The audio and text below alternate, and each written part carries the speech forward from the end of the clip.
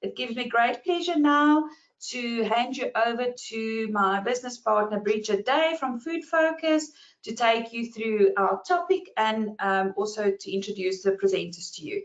Thank you, Bridget. Over to you. Hi, everybody, and good morning. Thank you so much for joining us. We know that this is a topic of, I don't want to say concern, but it is a topic of concern for all of us. So without further ado, I'm going to just run through some of the key highline questions that we received from all of your submissions. Because we're going to touch on Janusz and Isabella, who will be joining us shortly, are going to touch on some of these during the course of this webinar. And at the end, if you still have any questions which are unanswered, then that's your time to put that in the question bar, as Adele mentioned.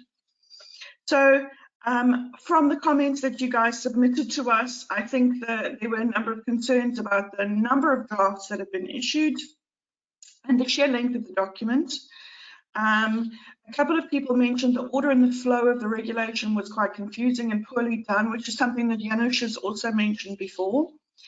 There seem to be a lot of questions coming up about how this regulation interacts with other legislation, has to process meats, the poultry and egg regulations, which one gets priority, where there seems to be conflicting requirements or contradictions related to claims.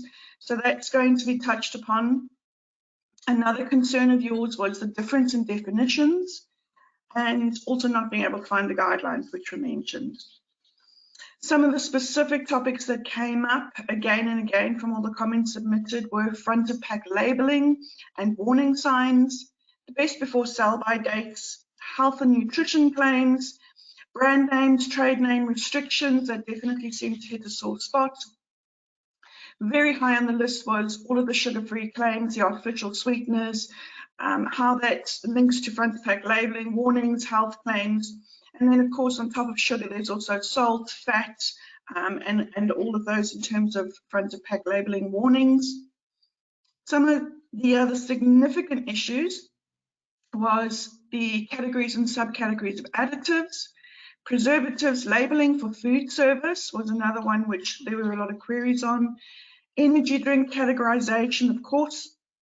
We had a couple of queries on how do we label meat analog products, a lack of information on the condemnation of foodstuffs. And then I think in general, most people were concerned about the timing. How long will you have to implement all of these, when the commencement period will start. And I think to wrap everything up, of course, is the issue of cost, what the cost will be to you guys as the producers and manufacturers, but ultimately to the consumers. So I'm going to hand over now to Janusz Luterek and Isabella Mazzone from Hahn&Hahn. For those of you who have been with and around for a while with Food Focus, you'll know that they are regular, have regular appearances on our webinars.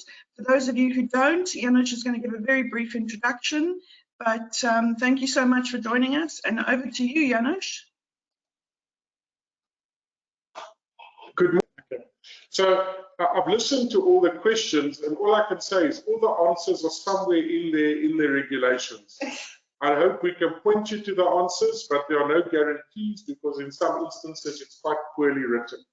Okay, so let's start off with the history of the food labeling regulations. I think understanding where it comes from helps us understand what they're trying to achieve.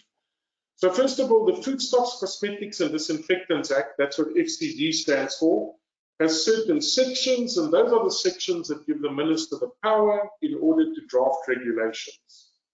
Now, the purpose of regulations under the FCD Act, amongst other things, are to address deception of consumers and allow consumers to make informed choices about the food they consume, but generally to promote the health of South Africans. Now, the current draft regulations are very clearly focused on the latter, the promotion of health of South Africans and combating non-communicable diseases through the giving to consumers of the information that the department thinks they need to have to make the right choices. So what is the history of these regulations under the Foodstuffs Act? So before 1993, there were only very basic regulations. Then between 1993 and 2010, there was a regulation called R2034, and already in that regulation, which by the way was a very short regulation, it's only a few pages, but already there they prohibited health claims. There were issues relating to how nutritional information is presented. There were many gaps, but that regulation was effective as of 1 May 1995. This is a very important date to remember, 1 May 1995. Then from 2010 and more specifically 2012, after a few corrections were made, R146 came into full effect. And here we had in-depth limitations on health claims. And in fact, it simply says no claim that isn't specifically allowed under the regulation may be used. And there were very few claims that were allowed. There were some nutritional content claims or nutrient content claims that were allowed. Then in 2014, they published what they referred to as phase 2 of R146 under a number R429. Now, this was also a long draft. It had many health claims in there. It prohibited certain trademarks. It was a very long draft regulation. People submitted many comments on the draft, and it's taken them 9 years to digest, if I may use that word, all the comments on R429 and to come out with R2986. One should say without any prior warning. It's simply published on 31 January 2023. And by the way, it's quite similar to R429. If you do a one-on-one comparison, there were very many similarities, although there were some differences. What was even more interesting possibly was that R2986 was signed the day before Christmas. So it was actually their Christmas gift to us. Then they announced, oh, R2986 is the wrong version. They didn't mean to publish that one, and they're going to publish a correction. R3287 was then published, the so-called second version of the draft, and this one was published on 14 April 2023 with some changes. The deadline, therefore, for comment being 14 July 2023. Very shortly thereafter, they published R3320 when they realized the R3287 they had published wasn't signed by the minister. In fact, it was just void, it was invalid. So they published R3320, which was the third version of the draft, and that was only a week later after publishing R3287. There were no changes other than a very amateur cut and paste of the minister's signature that was stuck onto R3320. And then on the same day, 21st of April, they republished R3320 as R3337 with a notice that said, oh, by the way, R3320 was actually allocated to a different regulation, so now we're republishing this one as R3337. But between 3287, 3320, and 3337, there were no changes to the content of the regulation. So the deadline now for comment is 21 July 2023, being 3 months after 21 April 2023. Okay, so let's have a look at the key issues in R3337. So R3337 has the following issues which we think are important. They've got permitted and prohibited claims and tables, long tables of claims that are allowed, prohibited trademarks and trade names, which I think will have a big impact on certain companies, marketing restrictions on unhealthy foods, unhealthy obviously in quotation marks, front of pack health warnings for some foodstuffs, the sudden introduction of a definition for artificial sweeteners and the demonization of sugar, the role of guidelines, and then other interpretation issues will be dealt with today. So let's start off with health claims, and I'm going to put this right up front in the beginning because bits about health claims appear throughout these regulations. They didn't group it together, but it's so important that we decided to group it together before we deal with the regulations as a whole. So first of all, I remind you about R2034, which was in place from 1993 to 2010 with an effective date of 1 May 1995. And in R2034, they already prohibited health claims. And specifically it said, the following informations or declarations shall not be reflected on a label or in an advertisement of a foodstuff. And most importantly, the words health or healthy or other words or symbols implying that a foodstuff has health-giving properties as part of the name or description of the foodstuff were prohibited. And then all medicinal type of claims were also prohibited. Sadly, industry largely ignored this prohibition right up to the present day. Then we have the permitted claims in R3337. So several types of claims will be permitted, and Isabella will deal with them in detail. Low GI claims, but now you need to have 2 labs simultaneously doing tests in terms of ISO 26642 in order to be able to use a low GI claim. And it's got to be used together with a low GL information, which they do not consider to be a claim. Then they will allow certain function claims, but only the ones that are listed in table 4, and the wording has to be used exactly as it is in the table. You can't summarize it, you can't change it, you can't make it sexier, you can't have your marketing people put some spin on it. The only claims that are allowed are the ones that are in the tables, and they have to be used exactly as they are in the tables. There are certain reduction of disease claims, whole grain health claims, oral health claims, and weight reduction claims, all in the various tables. The tables run to probably 100 pages, maybe more, so we're not going to go through them, but just understand that that is the only wording which will be allowed if you qualify to make a claim. So under function claims, you've got regulation 68. You can't use a nutrient, you can't use, it can't be, the claims can't be used if a nutrient or vitamin is not listed, and at least 30% of the NRV of that nutrient or vitamin must be present before a claim will be allowed. Reduction of disease claims, and all of this will be dealt with greater detail by Isabella a bit further. Regulation 69, again, can't change any of the wording. You must comply with the specific characteristics to be able to make such a claim, all of which appear in the table. There are whole grain health claims, and this specifically 100% intact whole grain, recombined whole grain, and partial whole grain claims. And again, there are specific claims for each type. For oral health claims, there is no sugar-free claims allowed unless a specified non-nutritive sweetener is used. And regulation 71, table 9, is where you will find this information. Several types of claims are restricted, so slimming claims, very strict conditions for these. You will need to have only effective as part of an energy-controlled, prudent diet and an increase in moderate physical activity. I think just reading this complies with that already. The meal must be an energy-restricted meal or formulated replacement meal.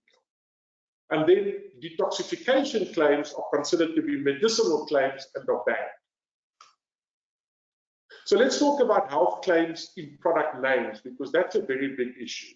So you'll remember I said R2034 already said you're not allowed to use the word health or healthy or any similar names since 1 May 1995. Okay, what is a health claim in terms of these regulations? Now, if you read that list, you will see there are very few gaps here. I can't think of a single type of claim you could make which would not fall into one of these categories and be a health claim.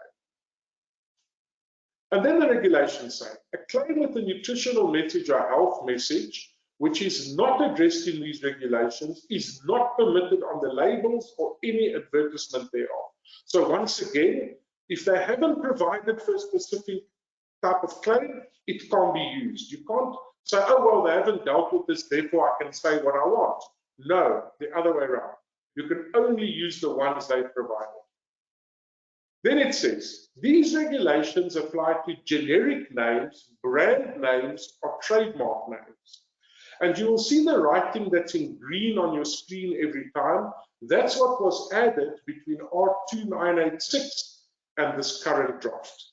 So generic names, brand names, and trademarks are covered in this prohibition. So anything that is prohibited to be said on a label equally applies to any brand name or trademark. These are not get out of jail free cards. So the names contemplated in paragraph A cannot be used to mislead consumers with regard to generic or specific nutritive properties or specific or generic health-giving properties through a play with words or part of words. No more word salad. You know, marketing people think they're very clever. They take a piece of one word, a piece of another word, they stick it together to impress the public that this is now a really good product. It's got all these nutrients in it or all these health-giving properties. You won't be able to do that because you're not allowed to have a play with words or parts of words, which could be interpreted as all related to an energy, nutrition, non-addition of sugar or salt, ingredient content, or health claim. And then it says you will be allowed to use those, but only to the extent that your product is eligible to, in terms of the nutrient profiling model for nutrition and food claims, and does not need to bear a front of pack label. So there are certain products where you will be allowed to make such claims, and even at a play on words, but only if you would be permitted to make a claim in terms of these regulations. So when you just information about a particular product, particular nutrient or substance is provided in the nutritional information table, but no claim is made outside the table, that's not considered a claim. But you can't try to be clever and take your nutritional table and try to highlight something in the nutritional table by using bold or colors or putting a block about it or making the letters bigger, etc. That in itself will be considered a claim, even if it's just in your nutritional table. And you're not allowed to use any substances which are scheduled substances under the Medicines Act in a foodstuff, but I think that speaks for itself. It hardly needs to be said. Then, foodstuffs which are produced or sold by a small producer or street vendor may not make or bear any claim with a nutrition or health message. So you'll see when Isabella talks later that there are certain relaxations of the law for small producers or street vendors. But the other side of that coin is if they want to rely on those relaxations, they can't make any claims of nutrition or health message. And no nutritional labels, label systems, panels, or simplified nutritional information is permitted on the label of a foodstuff, except the FOPL, which is in terms of these regulations. So all of those Nutri-Score labels, the traffic light, all the other front of pack that says this got so many calories and it's so much percent of your daily intake, all of that is wiped off the table. The only nutritional labels and label systems that will be allowed are FOPL, and obviously only if they are applicable. Then Regulation 210 talks about health claims and cans of complementary medicines in food. So Regulation 210 says a person may not include a sample of a complementary medicine in a foodstuff or in a container, show a pictorial representation of a complementary foodstuff on the label, make a claim on the label of the foodstuff that may relate to the health or therapeutic effect of a complementary medicine. You can't include as an ingredient in a foodstuff a complementary medicine, which is also sold independently, and then use the brand name of the complementary medicine to indicate its presence in the list of ingredients or anywhere else. So there were certain products in the market, I can think of a well-known breakfast cereal that used a complementary medicine name on its product, initially in the front and eventually in the ingredients listing, and that will no longer be allowed. So subject to paragraph H, you can't add any herbal substance to a foodstuff which is not a culinary herb or spice ordinarily used. Here's a keyword: in South Africa. You can't say, oh, but they use this in Indonesia, or the Aborigines in Australia use it, or it's used in the Amazon jungle as a herb. It's only if it's a culinary herb ordinarily used in South Africa and it appears in the table will it be allowed in a foodstuff. Or if it's not ordinarily used, it appears in table 2A, then you can also use it. But then there are certain products which may not be used in food according to the Medicines Act, and they fall into table 2B. And I'd suggest you go through those tables, because you may be surprised that some of the ingredients you're using will no longer be permitted, and others, such as hemp, will be permitted. Not cannabis, not with THC, hemp as such. And you can't compare foodstuff to medicine or vice versa. Then you can't include a vitamin, mineral, fatty acid, amino acid, or prebiotic defined in terms of the Medicines Act in a food at a level which is considered a complementary medicine. It's unnecessary for them to have said this because the Medicines Act already says that. You can't make any claim related to something which is in fact regulated under the Medicines Act unless it's specifically allowed in these regulations.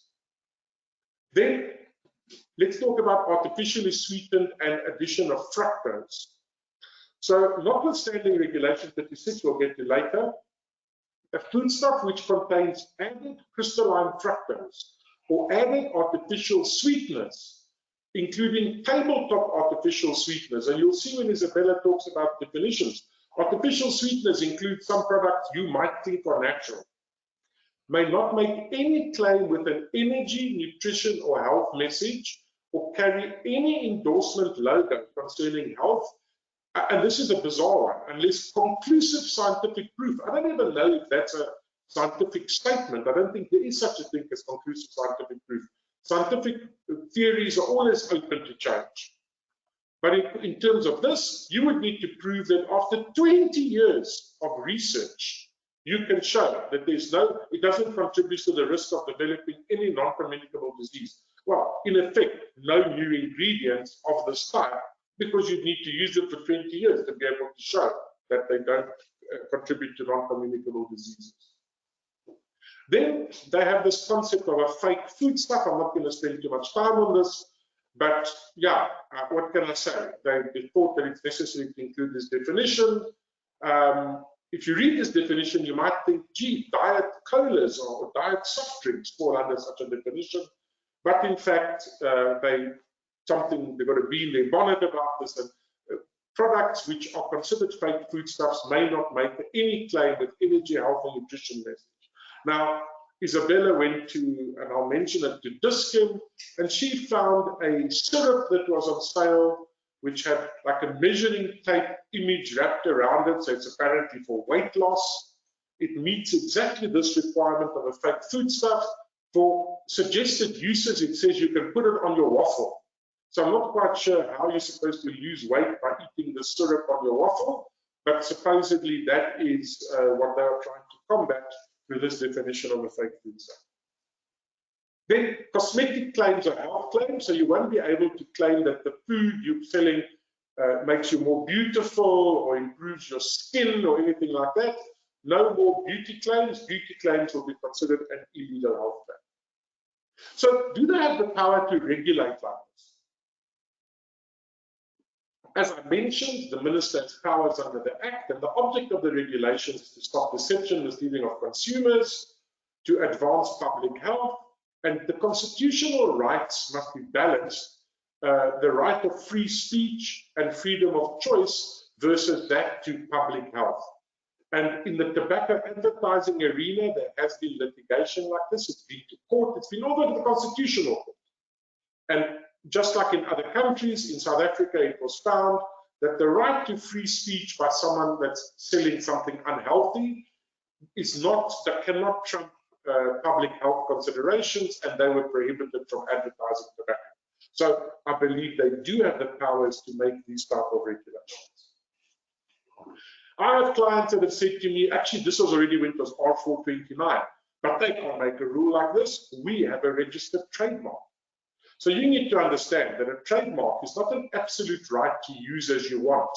You can still use your trademark. You just can't use it on products falling under these regulations in terms of which the name which your trademark embodies would not be permitted. So if you want to use your trademark, reformulate. Use it on a different product. But you certainly won't be able to say, well, I can ignore the public health provisions of these regulations because I have a trademark. And this is not expropriation of your trademark. They don't cancel your trademark. You still get to keep your trademark. You must just use it in accordance with the legal requirements of using such a name. It may be that you can only use it on a medicine, whereas you thought you can use it on food, but nobody's taking away your trademark. The Consumer Protection Act also prohibits deceptive use of product names, and we mustn't forget So Section 15.2 of the Foodstuffs, Cosmetics and Disinfectants Act specifically says that if you had your trademark before 1973, now how do I get to 1973? The Foodstuffs, Cosmetics and Disinfectants Act is Act 54 of 1972, and it came into effect on 1 January 1973. And what it says in the Act, in Section 15.2, is that in the case of a trademark that already existed before the law came into effect, the minister cannot simply publish a general regulation and say all of these trademarks can't be used anymore. The minister would have to consider each one on its own merits and then decide whether or not you can continue to use it. But if your trademark was registered between 1973 and 1 May 1995, perhaps you have a legal argument that they can't take retrospective prohibition on the use of your trademark in R2034. Your problem comes if you've registered your trademark after 1 May 1995. Because it was already prohibited to make a health claim in any way on a product since 1 May 1995. And the fact that companies didn't comply with the law doesn't make it legal.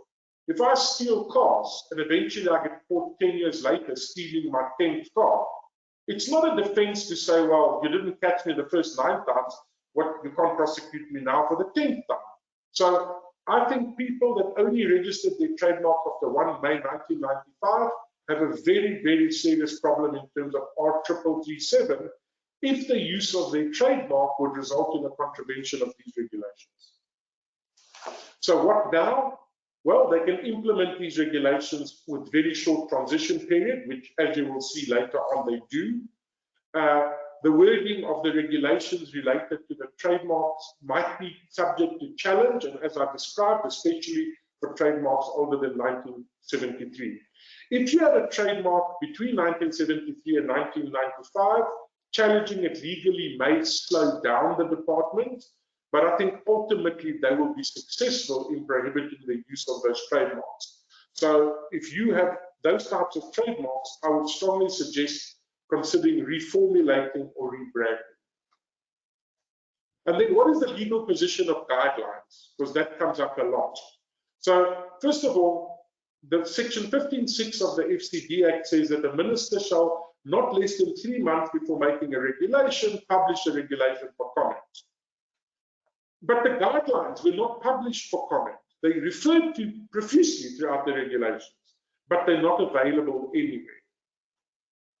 So are guidelines enforceable in the same way as regulations? Well, regulations are published for comment. Guidelines are not published for comment.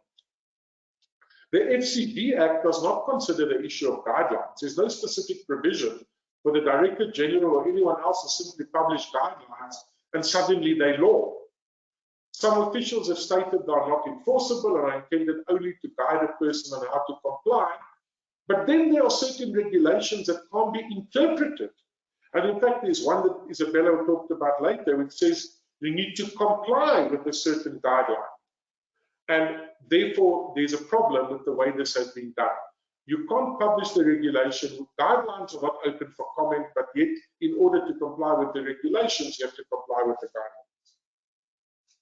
What is the legal position of the guidelines? Well, in terms of these regulations, there's a definition which says that it's only a guidance document intended to provide more detailed information, etc.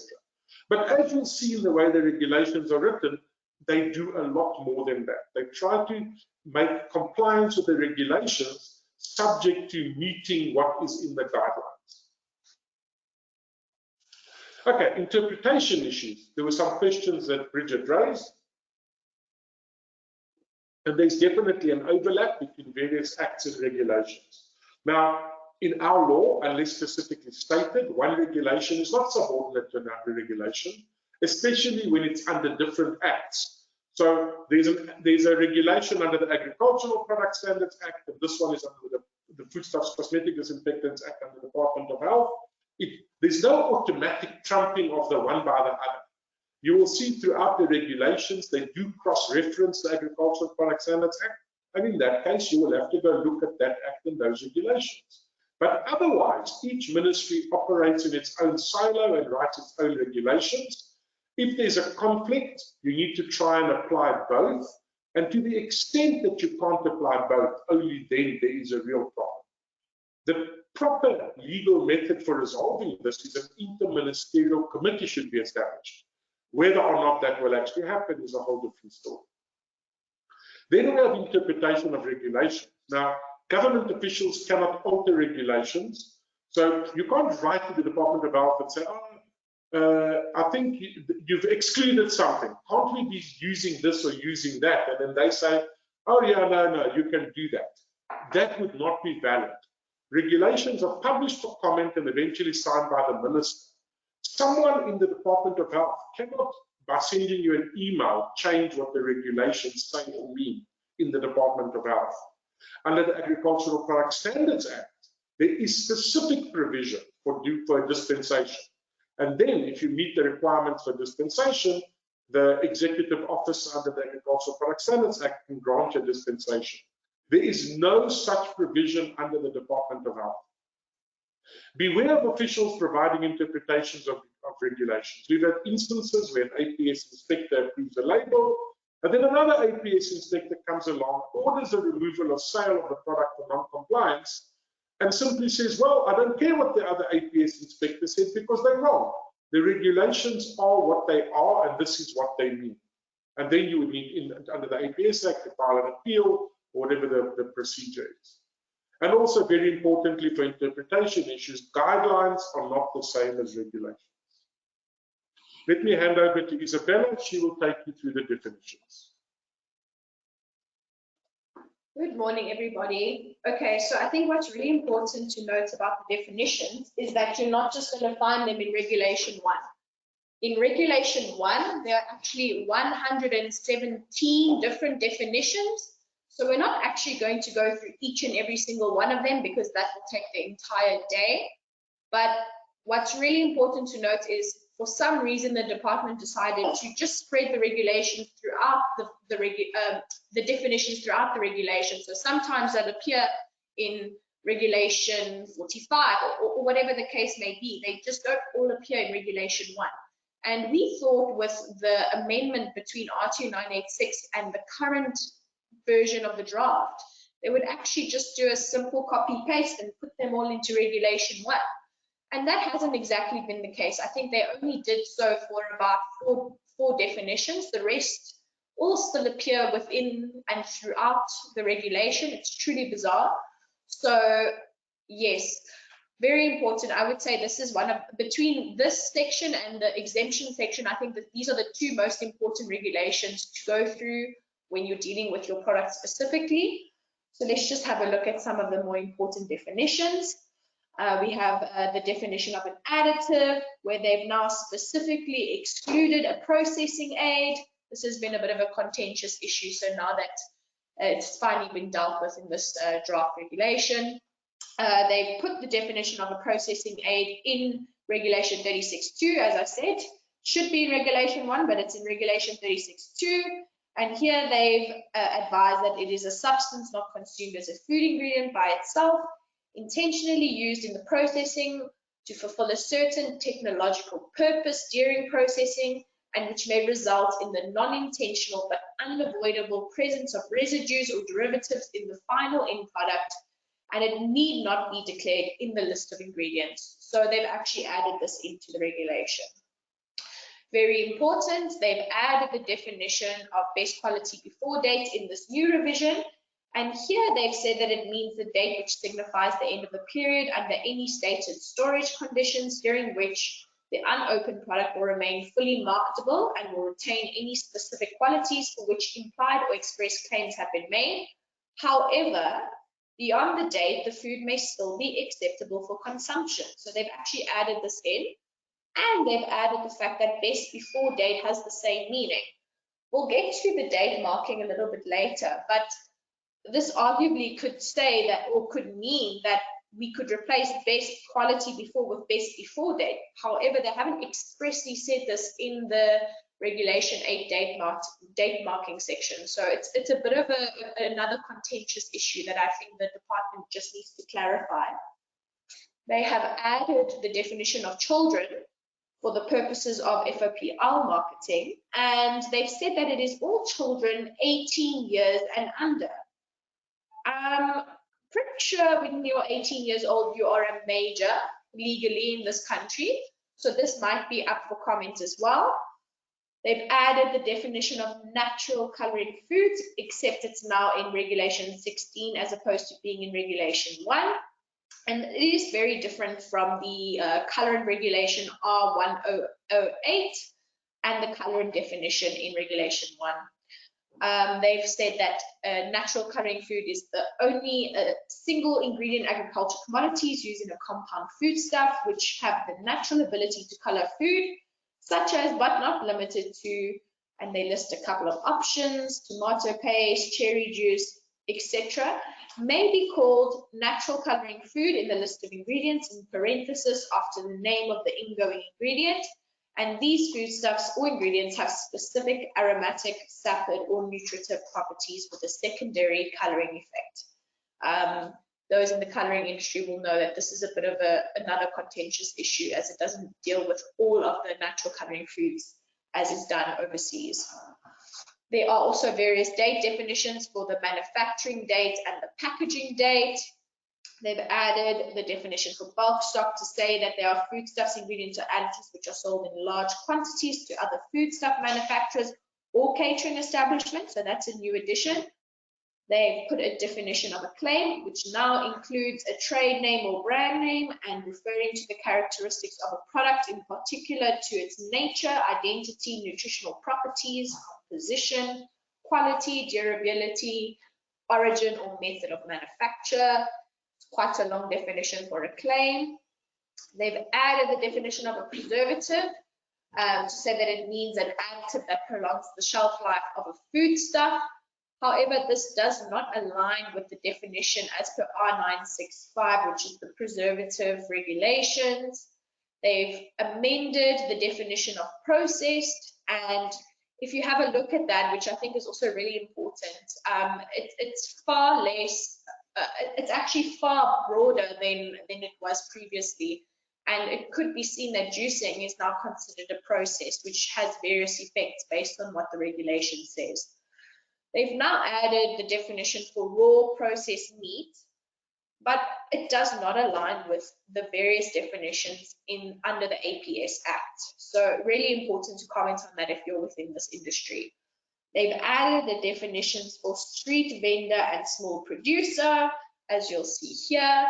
And street vendor is obviously a person who offers goods or services for sale to the public without having a permanently built structure, with a temporary static structure or mobile stall with their goods laid out on the sidewalk. And when they refer to small producer, they actually refer directly to the BEE codes of good practice and how small producers are defined there. All right, now I'm going to hand over to Janusz. She's going to deal with some general regulations.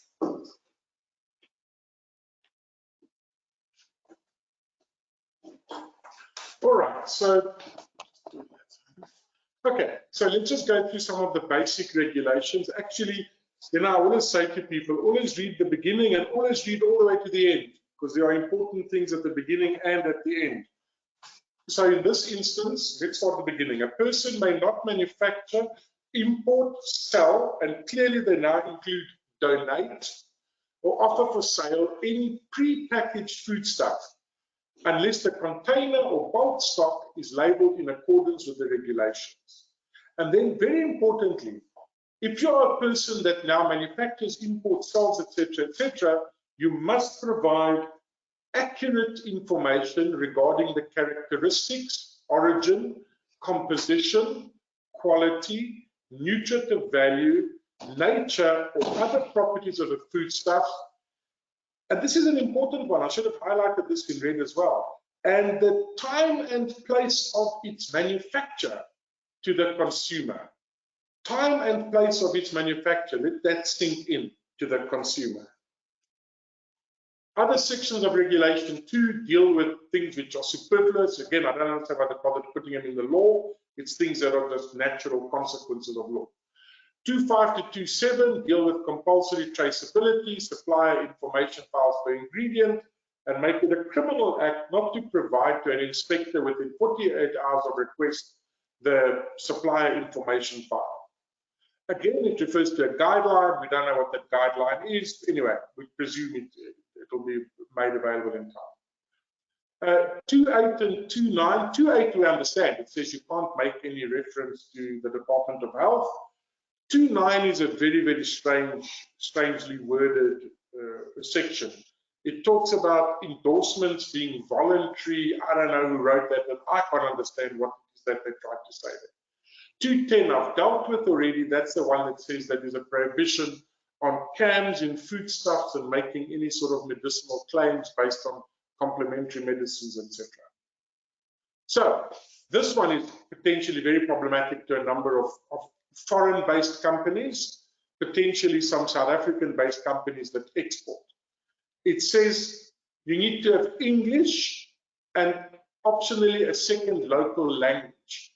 But if you read it carefully what it's saying, it says that you can't choose to have other foreign languages if you don't have the second South African language. So if you've got enough space for another language, it needs to be the second South African language. You can't have English, French, and Portuguese. You'd have to have English and Tswana, or English and Zulu. And then if you still have space, you can have another foreign language. Now, this is potentially very good news for a local manufacturer, very bad news for a global manufacturer that produces internationally and labels in 7 or 8 languages and wants to now export to South Africa. Labeling must be indelible, clearly visible, easily legible, and you need significant contrast, etc. Colors must not dominate or overwhelm, nor be used in such a way that any information, warning, or front of pack logo, where applicable, becomes poorly visible. And white lettering on any background color except black shall be prohibited. So if you've got if you've got a background color, you can only use white lettering. You can't have light blue on orange or green on red, or white lettering on any background color except black shall be prohibited. The name of the foodstuff, there's a vertical height of the font size, must be not less than 4 millimeters. The biggest change is that that information, which previously had to be 1 millimeter, is now 1.2 millimeters. So it's slightly bigger. Again, it may not correlate to what's being done in other countries in the world, which means if you're importing into South Africa, you may have a problem with this. Words which qualify the names of foodstuffs or part of the description or essential part thereof, where the name does not reflect the complete description, then in the immediate proximity to the name, in prominent distinctive letters of the same font color and prominence, you need to have your descriptor. And again, it needs to be lettered of the same font size, not less than 1.2 millimeter height, provided that listing of ingredients and proportions of ingredient is in the letter type of uniform size, color, font, and prominence. So they're quite clear. They're trying to make it more legible. More people should be able to read. You know, I had a packet of biscuits in my hand yesterday evening at a restaurant we were sitting at. Neither myself nor my wife nor the waitress could read anything on the packaging. It was printed in a beige light brown on a dark brown background in very, very, very small font in about 11 different languages. And that should just not be allowed. So, identification of the product on the main panel. The name of the product must either be as it is known under the APS Act, and if it's not true description or not self-evident, then you will need to have an appropriate description accompanying the name. Or if there's a Codex Alimentarius standard name, then that's the name that must be used. Names must not be misleading or confusing. You need to include descriptive words of the true nature, for example, dried, reconstituted, etc., in the product name. And then there are other requirements regarding the address, the instructions, storage conditions, etc. Country of origin is another interesting one. The use of the national flag is only permitted if you also include then the names, product of whatever the name of the country, and then you have the flag. You can't simply put the flag to try and save space. In the case of where the wording proudly South African is used, the South African flag may be used. But understand, proudly South African is a business. If you want to say proudly South African and use the logo, you'll have to pay them for using that phrase, proudly South African. And then, of course, the product must comply with the criteria for product of, and then the name of the country. So if it's proudly South African, it'll have to be product of South Africa. Can't be made in a foreign country, just packed here, and now you say proudly South Africa. Batch marking is requirement, traceability requirements, in any case, nothing contentious or strange here. Date marking could be a workshop all on its own. Let's not fool ourselves.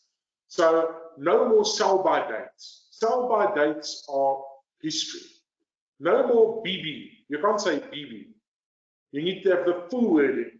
So date markings must be introduced by the words used by date, and you put the date or best quality before date. Now you remember from what Isabella said, best quality before date had a definition which said, and best quality before date had a definition which said, and best before date means the same.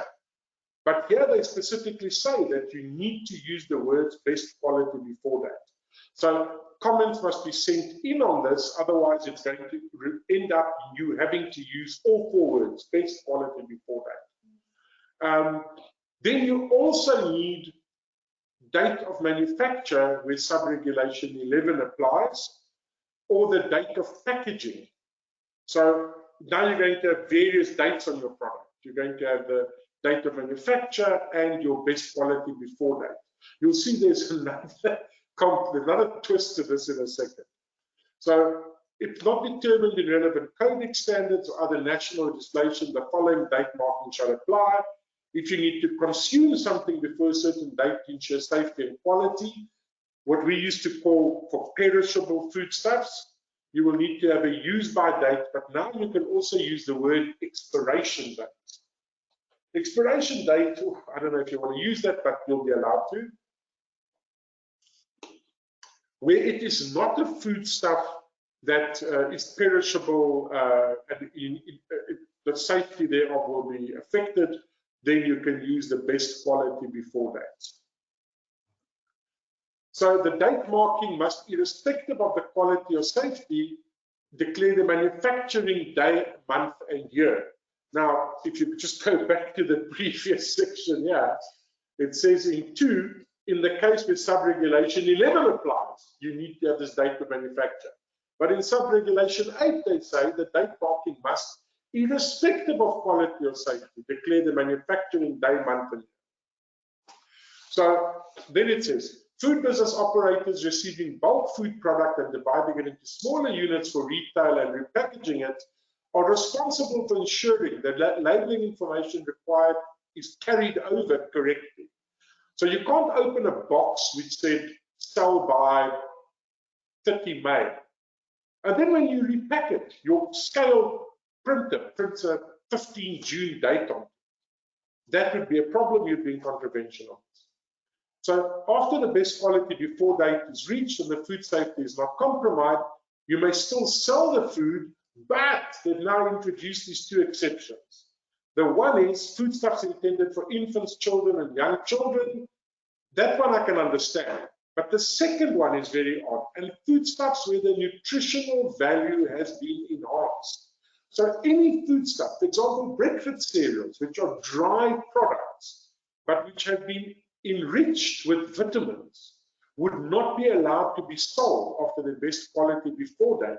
Now that doesn't make any sense to me, but that is what it says here. So if your nutritional value has been enhanced, regardless of the fact that it's a dry product or a canned product or a long life UHT product, you may not sell it after the best before that. And then this B, I can just imagine companies will comment on and possibly even legally challenge.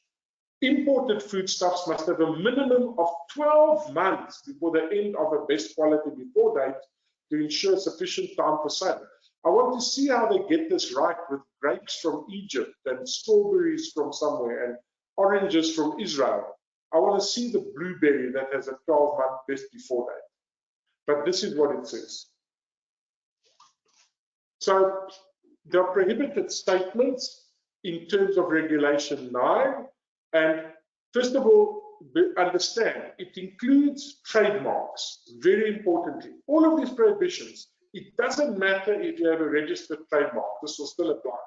So words, pictorial representation, marks, logos, or descriptions which involve a health practitioner or a consumer advisory body sponsored directly or indirectly by food business operator is prohibited. Food safety certification or ingredient must comply with all legislation, whatever that means. Permitted endorsement entities related to non-communicable diseases must be independent, and they must be approved by the DG for generic health promotion and not contradict R3337 and be fully compliant. So you cannot simply say, well, we are an NGO and we're now going to charge a fee and then we use our logo. You first have to go and be approved by the Director General, and to do that, you'll need to submit a dossier showing all of this. You need to meet nutrient profiling criteria and no FOPL requirement on the pack before you can have an endorsement. For fruit or vegetables, no added sugars or no free sugars requires that an intrinsic dietary fiber of 20% of the dietary fiber content of 100 grams of the same fresh fruit or vegetables. So these are all very interesting prohibited statements which they've come up with. Endorsement logos representing a particular industry may include the wording of the applicable food-based dietary guideline, not of something else, not of something that your company uses in Sweden or in another country. It's got to be the South African food-based dietary guidelines. An endorsement or testimonial of an individual in the form of a picture cannot be used, or verbal statement in any other form, on any type of ingredient or content claim or claim to the health or nutrition message are prohibited. This D is actually taken almost exactly out of R2034, the words health or healthy or any other word with similar meaning, logos, pictorials or symbols with a similar meaning, but now they've added except permitted function or disease risk claims. So all other claims of this type are prohibited. But you must understand that wording is the same as it was in R2034, which came into effect on 1 May 1995. The words wholesome, nutritious, nutraceutical, or superfood, smart or intelligent, or any other words or logos are prohibited. I don't need to tell you who this is aimed at. You can go and look on the supermarket shelf and we can have another discussion. A claim that a foodstuff provides a complete or balanced nutrition, well, there's nothing new about that. And then any type of medicinal or therapeutic claims are obviously also prohibited, as they always have been. I found an error, R2986. It should actually refer to R3337, health claims in names. I did cover it right in the beginning, but this is what the regulation looks like, and it says a compound foodstuff, whether solid or liquid, which claims certain beneficial nutrients or category of nutrients and or ingredients with health benefits in the brand or trade name will have to be discontinued, and there it tells you if you had it before 1 May 1995, you can still use it for 6 months. If you only got it after 1 May 1995, well, then you must stop immediately when these regulations come into force. And a similar prohibition applies to a compound food which contains a health claim in the brand or trade name. But remember that other provision which says prohibits the use of play on parts of words. So this has got to be read together. So the health claim may be a play on words, resulting in being interpreted as a health claim. And that's now your trademark. You'd still need to comply within 6 months, or if it only registered after 1 May 1995, stop using it immediately. So then they introduced this whole section on non-alcoholic versions of liquor products. It's very, very strange. I know a couple of years ago, I had a client who launched a very successful non-alcoholic beverage, which carried the name of an alcoholic beverage, and we picked up a lot of problems with the Liquor Products Act regulations. But now they've written this into the food labeling regulations. So they've added specifically provisions for alcohol-free wine and de-alcoholized wines, bearing in mind that non-alcoholic versions of liquor product as a whole are only allowed if provided for in liquor legislation. So you couldn't have a alcohol-free whiskey or alcohol-free vodka because there's no provision for that in the Liquor Products Act. But specifically you have to do with wine, they have the following. So you can have a specific compulsory class designation for alcohol-free wine shall be alcohol-free wine, if that makes sense. Yeah. And provided that the word wine may be substituted by the name of the grape variety concerned. So if it was a Merlot in the Liquor Product Act, you'd be able to say alcohol-free Merlot. The compulsory class designation in the name of trade for de-alcoholized wine. Now you must understand there's a difference between alcohol-free wine and de-alcoholized wine. Shall be de-alcoholized wine or alcohol-removed wine or non-alcoholic wine. And this one contains less than 0.5% alcohol by volume, whereas alcohol-free wine contains less than 0.05% excuse me, alcohol by volume.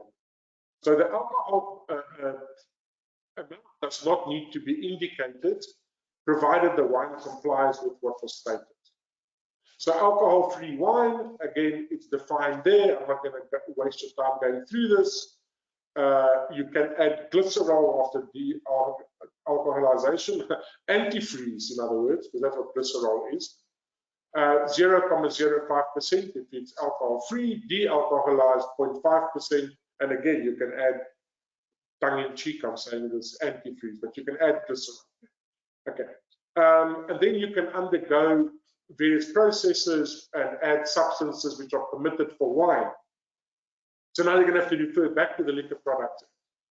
Then, in terms of the negative claims, subject to conditions for nutrient content claims in Table 2 and referring to Guideline 4, which we have not seen and we don't know what it says, a claim, declaration, or implied claim may not be made on the label of a foodstuff. And then for purposes of this regulation, complementary medicine has the meaning assigned to it in the regulations under the Medicines Act. Well, here's the interesting news. The Medicines Act regulations dealing with complementary medicines are currently being amended. They are also out for comment. The comment period ended about 2 weeks ago, and they are deleting the word complementary medicine from those regulations. So this regulation is referring to those regulations, and those regulations are deleting this word. So that's also going to be very interesting. Then back to Isabella.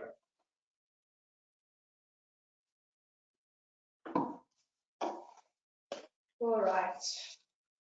Now we're going to go into the naming of ingredients and other related matters, which is dealt with in Regulation 15 of this regulation.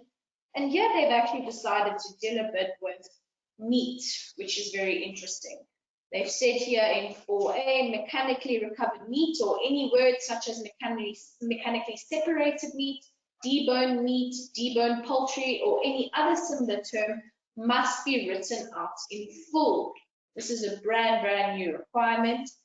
And they've said that MRM that is obtained from the stripped skeletal remains under high pressure, if it's obtained in such a way, the product must comply with the latest versions of R3283 and SANS 1675.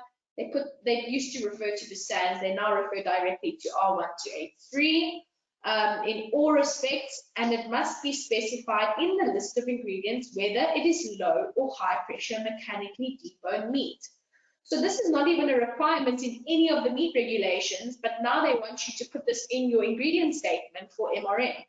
Very interesting, not sure if a consumer would even understand what low or high pressure MRM is, and you can't say MRM, you actually have to write it out in full. Quite a long statement to have in your ingredient list, and clearly they're trying to prevent people from adding this into their products. Here in C, they say that an ingoing percentage of meat contemplated in the previous section must be quantified as a quid in the list of ingredients where the ingoing percentage is more than 25%, and on the main panel when the ingoing percentage is less than 25%. This is very strange. One would think if it was more, you would want it on the main panel as opposed to less, but this is what they've written. and it must be in bold uppercase letters, of which the font size is at least 3 millimeters in height. Where the ingoing percentage of meat contemplated in sub B is less than 25%, the name or the description of the end product may not contain the word meat. So this is really important. 2 new sections, both of which, well, actually 4 new sections, all 4 of which are not anywhere in any of the processed meat regulations. So we had our workshop with our processed meat industry, and we highlighted this for them because it's really important to make comments about this. Now we've got a new section on natural coloring foods in regulation 16, which I dealt with a bit in the definition section. We actually read out this definition. It's exactly the same as what I read out before. And all that they've added is the fact that when you talk about tomato paste, they refer to the specific canned vegetable regulations. And they've added that these foodstuffs have specific aromatic, staple, and nutritive properties with a secondary coloring effect. A little bit of a change between R2986 and R3337. They deal with the indication of the type of meat species now in regulation 17. This is obviously a requirement also under the CPA. And here they've said in subsection 1 that fresh, canned, frozen, raw, processed, and processed fish, other marine food species, meat of birds and animals, pre-packed or offered for sale unpacked, must clearly indicate the commonly used or known names, either in the direct vicinity of where the product is exhibited for sale or in the list of ingredients on the label. However, obviously there are different requirements in the various processed meat regulations. So one would think you would describe it as per those regulations. Don't think they considered that when drafting this subsection. And subsection 2 says that only meat of animals and birds referred to in the Meat Safety Act or the fish species in SANS 1647 are allowed to be used in foodstuffs. So this makes a lot of sense. They now deal with raw processed meat in regulation 18. Very strange. Here they've said in the case of raw processed meat, words such as basted, basting, self-basting, marinated or marinating, seasoned or seasoning, or any other words with a similar meaning may not be used to hide the fact that additives or other ingredients such as a formulated solution, as per one would see the poultry regulations, were added into raw meat. So they don't want you to mislead the consumer at all with these words. They want to make sure that the consumer understands that these are additives that are added to the raw processed meat. And in subsection B, they say that an indication of the type of animal, bird, fish, or marine species and the date of manufacturing must appear on the notice placed close to the bulk container from which the raw processed meat is exhibited for sale, and it must be easily legible to the consumer, as well as printed on the scale label, which is attached to the packaging material. So these are 2 new requirements in 3337. Which is quite interesting because these requirements are not in alignment with the various meat regulations. Once again, please comment on this. Quid is dealt with in regulation 19, and here they've added some new provisions with regards to meat. Seems like they're harping a lot on the meat products, and they've added here that raw processed meat products, excluding biltong and dried sausage, must indicate the quid for the meat and water content as percentages on the main panel in the following manner. So they have to put the meat as the total meat in the final product, as well as notwithstanding the requirements of SANS 458 or SANS 289. So you still have to comply with your standards. Water means it includes any water in glaze on the product and any water that has been added inside the product in the form of a formulated solution. So they've dealt with both glaze and formulated solution in the definition of what the water content that needs to be declared is. Further on, they say that for raw processed meat products, the meat and water quid must be in bold uppercase letters, and they've got various letter sizes depending on the size of your pack, with a minimum of 3 millimeters all the way going up to 10 millimeters depending on the size of your package. Then subsection 4, they've said that a quid declaration is not a mandatory requirement for canned fish, frozen fish and seafood products, agricultural fishery products and agricultural products for which compositional standards or regulations already exist under the acts of the Compulsory Specifications Act and the APS Act, except for, and here once again they go and harp on the meat, processed meat products as per the R128.3 classification, raw processed meat products excluding biltong and dry sausage, blended fruit juices, fruit nectars and fruit drinks. So now you have to comply with quid as per this draft regulation as opposed to your APS regulation, dairy products with added ingredients, edible ices and canned meat, fish and seafood products. Seems very strange to have that it's not a mandatory requirement, but then have so many exclusions, but this is what they've written in this sub-regulation. All right, carrying on, as you can see, the quid regulation is quite lengthy, so really go through this.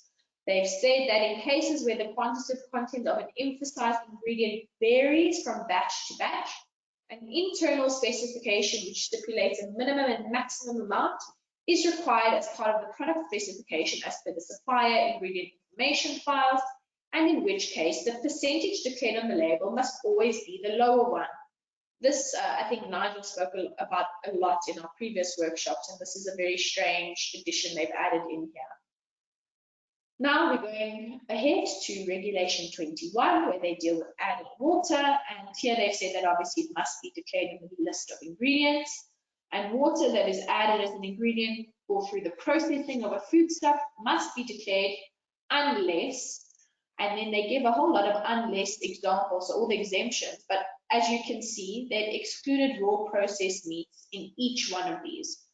So once again, there is definitely a bee in their bonnets about raw processed meats throughout this regulation. Really important to take note of this.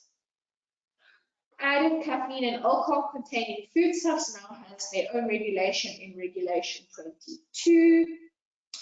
Here they've said that where caffeine as such is added to a solid foodstuff, so that could be candy or sachets of espresso, who knows, the caffeine content indicated in milligrams per single portion or serving and per 100 gram must be indicated caffeine and then the amount in or directly under the nutritional information table or adjacent to the below warning message. So you must now have a warning message for solid foodstuffs which contain caffeine, very similar to the one within the soft drink regulations that says that it contains caffeine and it's not recommended for children, pregnant or lactating women or persons sensitive to caffeine. And this warning must be in bold font, not less than 3 millimeters vertical font size, in the same field of vision as the name or description. So you can't just put this at the back of your label, it has to be right by the name of the product. In subsection 2, now applying to solids and beverages, in the case where caffeine as such is added to any foodstuff, the word energy must not be used in the name and descriptor of the foodstuff to which caffeine as such is added as an ingredient. This one is important. So energy cannot appear in the name or the descriptor where caffeine is added as an ingredient. Really, really important. Please comment on this. Very contentious. Subsection 3, compound foodstuffs that contain a liquor product as one of the ingoing ingredients must declare the percentage alcohol on the main panel in bold font. This is going to affect your Christmas cakes, your hot cross buns possibly. Quite an interesting thing to have.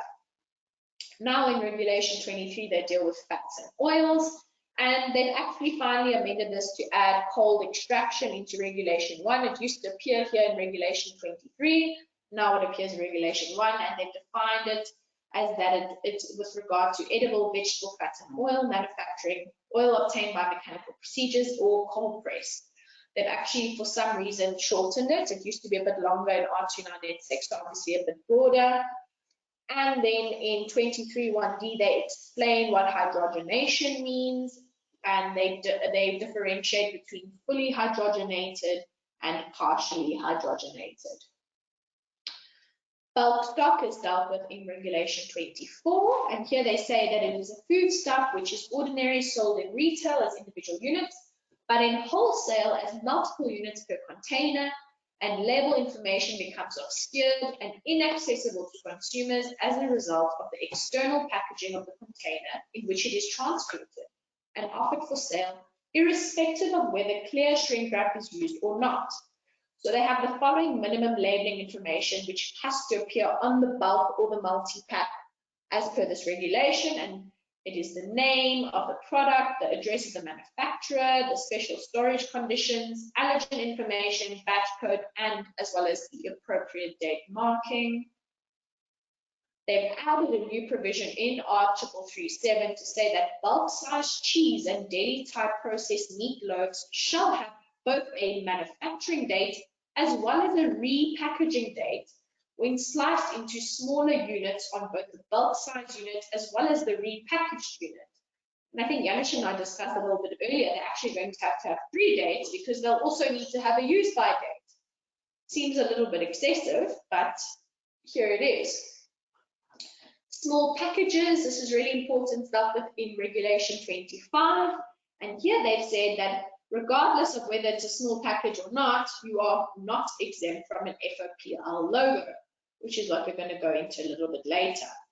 And subject to Regulation 24.1, which is the bulk stock regulation, an FOPL logo must be present on the label unless sold from the bulk stock container, because the bulk stock container will obviously already have that FOPL logo. Really important to take note of. I think, yeah, we'll do this last one and then we're going to have a 5-minute tea break, I think, as Bridget said earlier.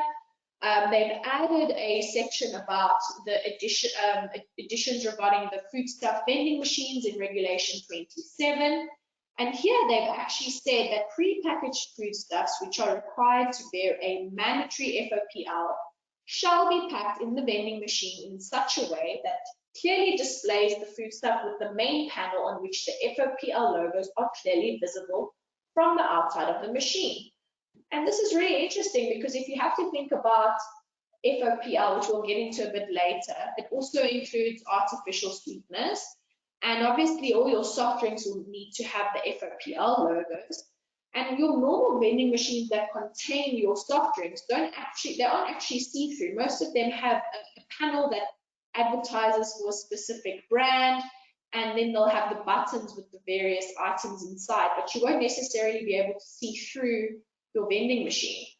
So that will have to now be changed to allow for us to see the FOPL logos for each and every soft drink in that vending machine. Really interesting. Okay, Bridget, should we break now for the 5-minute break? Yeah, I think that would be great. Ladies and gents, we just recognize that this is quite a long webinar session, so we want to give you a body break. So you have 5 minutes to go to the bathroom, to grab a cup of coffee, and we will see you back at 20 past. Right, I'm going to hand over to you to carry on going through all of this. So much content, so many changes, so many, as you said, complicated issues, but it's very, very, very interesting. Over to you. Thank you so much. Okay, we're going to go to the next slide. Oh, it wants to go. There we go. Regulation 28 deals with pictorial representations. And here they've added a few new additions. So they've said that the pictorials on the label or any advertisement of a prepackaged foodstuff may not be presented in a false, misleading, deceptive, or likely to create an erroneous impression manner regarding the contents of the container or its character. And here they've added living conditions in the case of animal-derived products. This is an interesting one. We've got a case that's happening next week, so very exciting. Its composition, quality, nutritive value, nature, or other properties in any respect, provided that a foodstuff, garnish, foodstuff, or ingredient not present in the container, if used in the pictorial, may not dominate the pictorial representation. So this is sort of up to interpretation as to what dominate would be. One thinks of, you know, a Vienna and portrayed inside of a bun with tomato sauce and mustard? Is that now dominating the appearance of the Vienna? Presumably a serving suggestion hasn't been removed here and will still be permitted. But once again, looking at this, it's not allowed to dominate the actual product. Subsection 2, they've said that prepackaged foodstuffs may not be described or presented on a label or in any labeling by words, pictorial or other devices which refer to or are suggestive either or directly or indirectly of any other product with which such foodstuff might be confused, or in such a manner as to lead the purchaser or consumer to assume that the foodstuff is connected to such other products. And we have discussed this one a little bit, and we believe they're trying to target vegan products and how, you know, they're often displayed or presented in a way that is very, very similar to that of non-vegan meat, processed meat products. So really important to take this into consideration. Now, regulation 30, we've got general labeling requirements regarding food additives. And here they've said that additives may be indicated on a label by the name of the specific principal additive category. And if any additive is added to or used in a foodstuff to serve more than one such function, it must be indicated by the name of the category that represents the principal function performed in that foodstuff. So they've actually provided for this now. And in the case where it is preferred to use a subcategory name, it must appear in the list of ingredients as follows. So it'll have the name of the principal food additive category, such as emulsifier, and then in parenthesis directly behind it, you'll have the name of the sub-food category, which would be clouding agent. And they've actually given the various subcategories in this regulation as well for you to have a look at. They have done so in Annexure 1. So here they've put the categories of food additives as well as their subcategory names. And they've given some examples such as color or coloring or colorant, obviously except for tartrazine. And then the subcategories such as a decorative pigment or a surface colorant. Have a look at Annexure 1. And now, oh no, my last one is now. Right, subject to the requirements of regulations 32 to 35, this is important, both the E or INS number and the technological function of the additive must be indicated in the list of ingredients in either of the following formats. They're given two different formats. Either the technological function is listed first, and then you put a colon and you say the common chemical name or the E or INS number, or you put the common chemical name or E or INS number and then in parenthesis the technological function. However, if you read the two, A and B versus the top section, doesn't necessarily mean the same thing. There they're saying that you must put both the INS number and the technological function, and A and B is giving it as an option. Maybe something to comment on, that they should just clarify and correct that issue. Okay, we're going to hand over to Janusz. So there are more new regulations, flavorings, preservatives. Now you'll remember, flavorings have been a very contentious one for years. SAFI has been trying to get flavoring regulations in place, but they've always been avoided because of their complexity. So there's no specific separate regulations. There's one that deals with flavorings. Preservatives, antioxidants as additives as opposed to antioxidants as a function. Then artificial sweeteners, modified starches, processing aids, and carried over. So flavorings are additives used for flavoring solely for flavoring purposes and are then simply marked as flavoring. If you have a chocolate flavored pudding and it contains both the flavoring and chocolate, then you don't need to say flavored anymore. So where a foodstuff contains a flavoring and the real ingredient, and both are the same flavor, for example, chocolate in my example, then you can simply say chocolate pudding. You don't have to say chocolate flavored pudding as long as it also includes chocolate. I think the loophole here is it doesn't say how much. So I can have 0.1 gram chocolate and then flavor it, and now I can say chocolate. But anyway, mixtures containing one or more flavoring and other ingredients, etc., become compound ingredients and will then have to be listed as such. Preservatives, well, they've got a different definition of preservative here than they have in R965, which are the preservative regulations, which in itself is going to cause a problem. In the case, and then they say that in the case where sodium or potassium nitrate and sodium or potassium nitrates are used or added as curing agents, the curing agent, its technological function, as well as the name of the additive must be indicated in a specific way. But 2A and 2B read like two versions of the same thing. It's a bit confusing, and we're wondering if it's not a typographical. So we added sulfur dioxide or other sulfites, which are more than 10 milligram per kilogram are in your foodstuff. Then the added sulfur dioxide or other sulfites must be declared.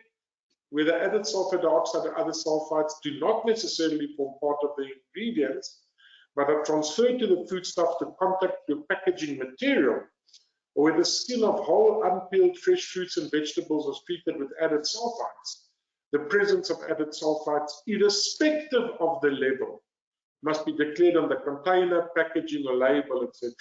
So if you think of those sheets that are put on boxes of grapes to stop fungal growth, there can be transfer from the paper onto the foodstuff, and then it doesn't matter what the level are, you will have to declare that it's potentially got sulfites. So antioxidant as an additive, which is an additive that prolongs the shelf life of foodstuff by protecting against rancidity, color changes, or other deterioration caused by oxidation, must be indicated as antioxidant as an additive and the common chemical name. Clearly, they want to avoid the confusion between an antioxidant as a health or beneficial functional claim, as opposed to when it's being used as an additive. Now we come to artificial sweetness. Now, this one I expect a lot of comments will go into the department about this, scientifically substantiated comments, because now they say artificial sweetener, which by the way was published first in R2986 and then changed, and it's now different in R3337. It's shorter and in fact broader in definition. Artificial sweetener means food additives that impart a sweet taste to a food, including artificial, non-nutritive, intense sweeteners, and it includes steviol glycosides and providing lower energy sweeteners such as polyols, but excluding mono and disaccharides from any food ingredients. So unless you're not using mono and disaccharides, everything else is an artificial sweetener. And you need to mark it as such, and in terms of the front of pack labeling, you'll see it needs to carry a warning. They've incorporated portions of the sweetener regulation 733 into 3337. Then they've got modified starches. Why they lumped all of these together is mysterious on its own.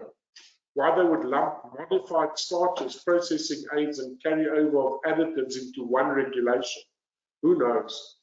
But modified starches must always specify the method of modification, and then they give examples. Somebody asked me, is this GMO? No, this is not GMO. This is to do with roasted starch, acid-treated starch, etc. Then a food additive, except preservatives, which are carried over and in a sufficient quantity to perform a technological function due to the raw material used, must be indicated on the list of ingredients. And a foodstuff additive, except a preservative, carried over, which is below the level required to achieve a technological function, but yet very important, as well as processing aids are exempted from declaration of the list of ingredients. We finally have a processing aid exemption in our regulations. Preservatives always have to be declared. That's why they've declared them except twice, but in fact, they didn't need to exclude it from A, because if it served the function of a preservative, it would have to have been labeled as a preservative anyway. Any additive or carrier for an additive derived from a cold and allergen must be declared regardless. Which brings us to allergens. So they must be indicated in bold font. if the allergen forms part of the name of the ingredient or bold font in parentheses of the name of such an ingredient, regardless of whether it's self-evident from the name. So you still need to highlight it. Don't say, oh, well, people will know. And then, or you can have in close proximity to the ingredients list in a list or block with the words starts with allergens and the list of ingredients. A list of allergens. You remember in R146 it says contains, colon. Now it says allergens, colon. Then significant cereals other than gluten-free oats, they have their own requirements. The word gluten must be provided, and well, nothing has really changed there. I'm not going to go through that.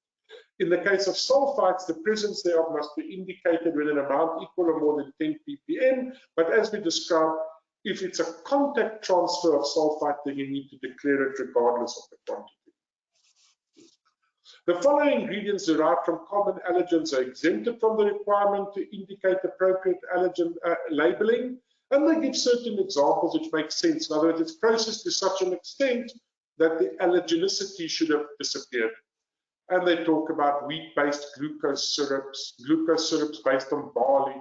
And I'm not going to read you these lists, you can read them for yourself, but they certainly have provided logical exemptions. For soybeans and products thereof, again, fully refined, it's all fully processed. The allergenicity is no longer there. Way used for making alcoholic distillates, you wouldn't have to list that up. Ethanol as having an allergen because it's made from a milk product. Uncommon allergen, the presence of goat's milk must be indicated in the same manner as common allergens. And then, notwithstanding that, a foodstuff that contains goat's milk must have the following statement in close proximity to the name of the foodstuff on the main panel. Allergenicity.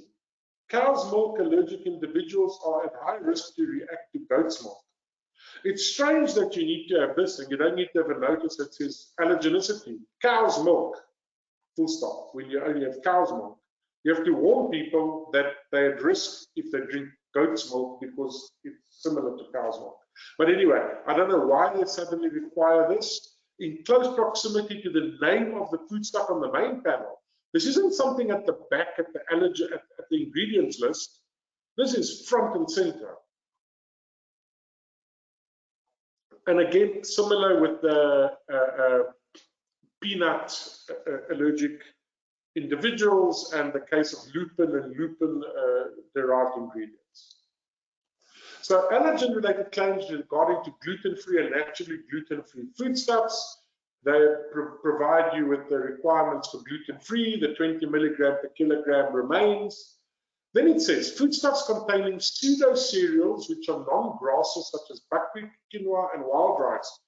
I was informed today by a colleague, actually wild rice is a grass. So this is in fact technically incorrect. Maybe someone in the audience can tell me differently. I'm not a botanist, but I'm told that wild rice is in fact a grass. So foodstuff containing pseudo cereals which are non-grasses such as buckwheat and quinoa, used in similar ways as significant cereals and not mixed or cross-contaminated by any significant cereal, which by its nature is suitable for use as part of a gluten-free diet, can't make any claims about being special. All you can say about it is this product is by its nature gluten-free or naturally gluten-free. And then again, there's the requirements for the levels of gluten being below 20 milligrams per kilogram. And very importantly, these claims are not permitted on any other foodstuffs. It's only limited to these. In the case of oats, the term gluten-free oats can only be used, again, if you fall below that limit of 20 milligrams, and you need to exercise due diligence to prevent cross-contamination with significant cereals or gluten. A claim may not be made that a foodstuff, whether a single ingredient or compound, is hyperallergenic or non-allergenic. I have not seen such a product, maybe there are out there, unless the foodstuff is modified by chemical or genetic means. Ooh. So as to reduce the quantity of endogenous allergens in such a way that it's not possible to detect the presence of any possible allergen with testing suitable for specific allergen. Or if your product is free from any common or uncommon allergen, unless the foodstuff has been tested to confirm the absence. So you can't simply say on your product that it's free of an allergen because you didn't use such an ingredient. If you wanted to make a statement that your product is free of a common or uncommon allergen, you would have to test it to show that it's absent, not simply, well, I didn't add the ingredient. Misleading descriptions. In the case of foodstuffs that are not regulated under the APS Act, there's a whole lot of terms. We know this from R146, and it says, provided that the statement must be compliant with the guidance criteria. Now, this is my gripe with the guidelines, because you can't be compliant with the guidance. The guidance by its very nature is not something you comply with, it simply guides you. But don't get me started. Okay. So there's a new paragraph that says, a statement that presents a foodstuff in a manner that is false, misleading, or deceptive, or is likely to create an erroneous impression regarding the contents of the container, or its character, origin, composition, quality, nutritive value, nature, other properties, in any respect that could mislead consumers, is not permitted. And this is very similar to Section 6 of the APS Act that many of you might be familiar with. And this is a real catch-all, because one of the arguments against vegan bratwurst sausage or products like that is that in fact it contravenes this broad generic statement. So just understand, they've added this here, they have something in mind. Okay, irradiation. We all know that honey says irradiated on it and so on. If your product is treated with radiation, it must carry a written statement in close proximity to the name. Currently, if you look at honey, typically it says honey at the top and small letters somewhere near the bottom, irradiated. Now it will have to be in close proximity to the name of the foodstuff. And when an irradiated foodstuff is used as an ingredient, it must be declared. I have seen it on products which have used irradiated spices, and people do generally say in brackets irradiated, so that hasn't changed. Vegetarian claims. So you can claim vegetarian, so they've amended the vegetarian claims. Why, oh why, I don't know, but they've decided to do this. So now you're only allowed to do the following. The word vegetarian can be preceded with a suitable prefix: lacto-vegetarian, ovo-vegetarian, honey-vegetarian. I didn't even know there was a thing like that. Okay. What they've done away with is vegan. The word vegetarian means that all the ingredients and additives, again referred to guideline 8, used in an end product are of multicellular plant, fungal, algal, or bacterial origin. Now, very importantly, they've removed that section that dealt with strict vegetarian, or vegan. So you cannot simply say on your product anymore vegan. If this regulation goes through this way, you might have to say vegan vegetarian, if such a thing even exists. I'm not a vegan, so I don't know. But that definition of a strict vegetarian or vegan is gone. And if your product is vegetarian, it will have to include the word vegetarian. Back to Isabella.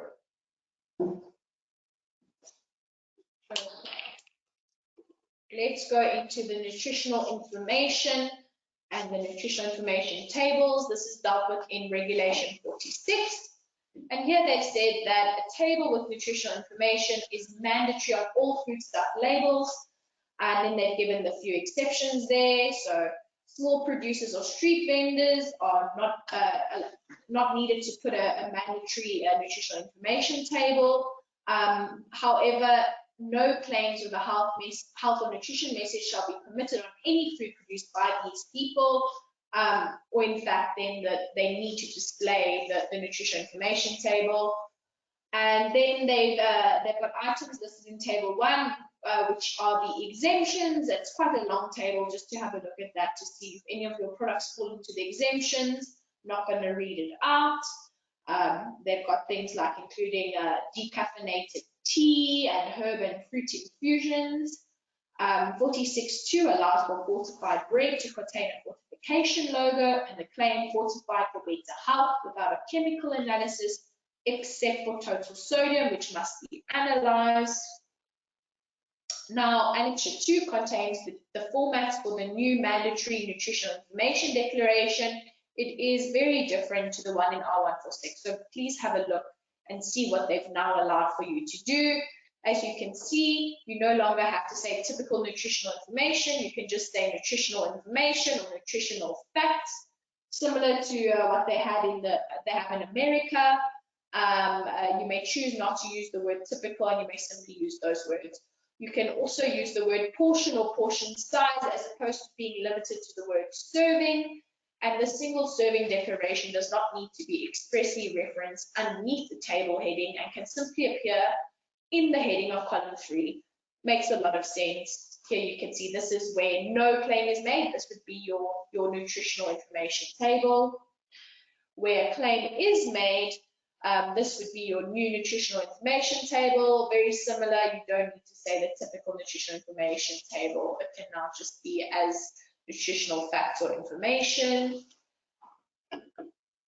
They've got additional requirements relating to the table in Regulation 47, and there's some new additions. Here they've said that an appropriate serving or portion size must be consistent with single serving or portion sizes typically recommended by health professionals for the maintenance or achievement of a healthy weight and good health.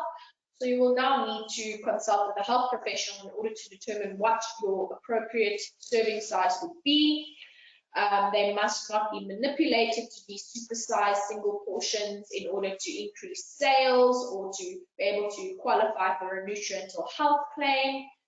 When the recipe is altered in any way, you would obviously have to correct your nutritional information table, and this must be corrected without delay.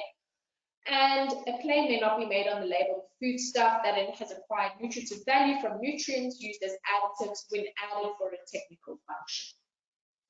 Now they've also said that they've got an important thing here about nutritional information to say that a claim may not be made if that foodstuff has a particular value or benefit from another foodstuff that is intended to be consumed with the foodstuff, but is not actually sold with the foodstuff. So you can't base your claim based on another foodstuff. They've also said that any nutrient content, energy value, or health benefit of a foodstuff or ingredient or substance not included in the container cannot be referred to in such a claim, and any nutrient content, energy value of an ingoing, unprocessed, single ingredient agricultural product if the same ingredient is being processed during the manufacturing process.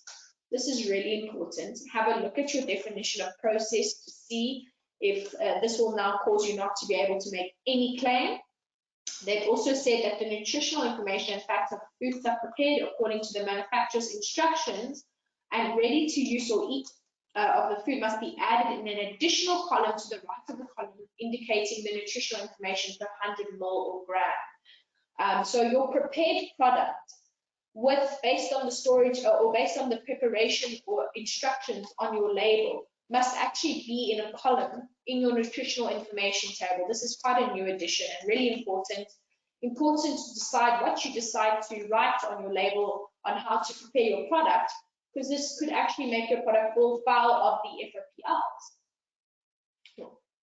Enrichment of foodstuffs is in Regulation 49, and here they say that nutrients may only be added, which requires a list of ingredients but is not a fake food, and where it passes the profiling model and is not required to bear FOPL as per Regulation 51 and 52, which we'll go into now. Nutrients that are added to improve nutritional properties, added for both enrichment or fortification, as per the regulations. The fortification regulations may not exceed 100% of the NRV. Obviously, this would then cause it to fall foul of the Medicines Act as well, and must be one of the approved compounds according to the Codex document, the advisory document there on special dietary uses for infants, provided that the addition of fluoride and aluminium in any form is prohibited in all foodstuffs intended for any age. So they've added that in. Enrichment is not permitted for raw processed meat, including raw processed poultry, and it's not permitted for fake foods, beer, and products under the LPA, irrespective of whether it has been de-alcoholized or not. So they've added that in.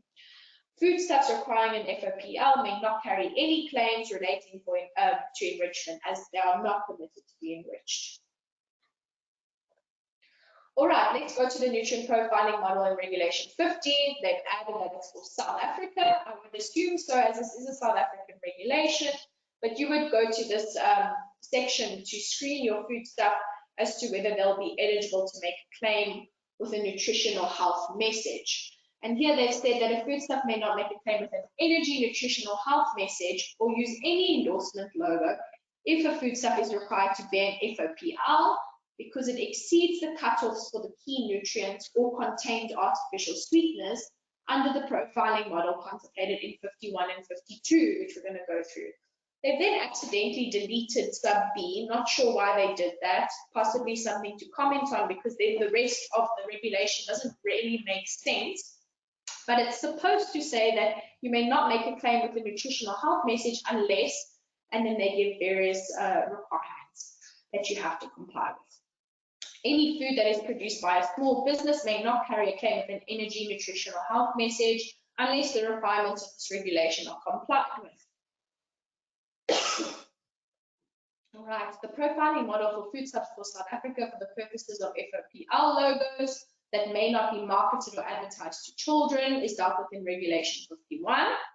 And here they've given the nutrient cutoff values that are really important when deciding, or not deciding, when being mandated to put your front of pack labels. So all foodstuffs are required to bear a mandatory front of pack label if the foodstuff contains added saturated fat, added sugar, added sodium, and which exceeds the nutrient cutoff values for total sugar, total sodium, or total saturated fatty acids outlined in the table below, as well as subsection C if it contains any artificial sweeteners. So for sugar, saturated fatty acids, and sodium, there are actual values, but when it comes to artificial sweeteners, it is in any amount. So you'll see there are the amounts, 10 grams for sugar in solids, 4 grams for saturated fatty acids, and 400 milligrams for sodium in solids. Let's continue. In the case of foodstuffs that require further processing, so you've got your cake mixes, after the addition of ingredients not included in the foodstuff as sold, the values for the purposes of assessing your FOPL nutrient cutoff values would be that of the prepared product. So that's really important because it will be that end product for the consumer that your FOPL logos will be based on. Any foodstuff required to bear any FOPL logo must display them on the main panel, the front of the package, and this shall cover 25% of the front of package. They've just added that, I think, just to ensure that you understand that it's the main panel of the package. I don't know how much clearer they want to make it. And then they have a table that shows the formulas to actually calculate the size of the principal display panel and then how you would calculate the 25%. There's actually some discrepancies. If you have a look at the annexure, it will depend on how many FOPLs you need, but we'll get into that just now. They've also added some more requirements to say that it must correspond to the nutrients which exceed the FOPL cutoffs. It must be prominently visible. It must be placed on the front of the pack and anchored to the top right-hand corner of the front of the package. It must come together with the white background that is prescribed in Annexure 10 and cover 25% of the pack as calculated, which we'll go into again, and must be integrated into the packaging of the foodstuff insofar as practicable, and stickers must be permitted where the size of the container or existing label cannot accommodate the size of the label. The order of the logo shall use the exclamation mark as the first one, which will be the anchoring logo, and then it would be followed by sugar, saturated fat, sodium, and then where applicable, the artificial sweetener. So there is a specific order in which you have to list them. And very importantly, your FSMPs or your foods for special medical purposes, as well as infant formula up to the age of 6 months, so they've added this, are exempted from bearing any FOPL.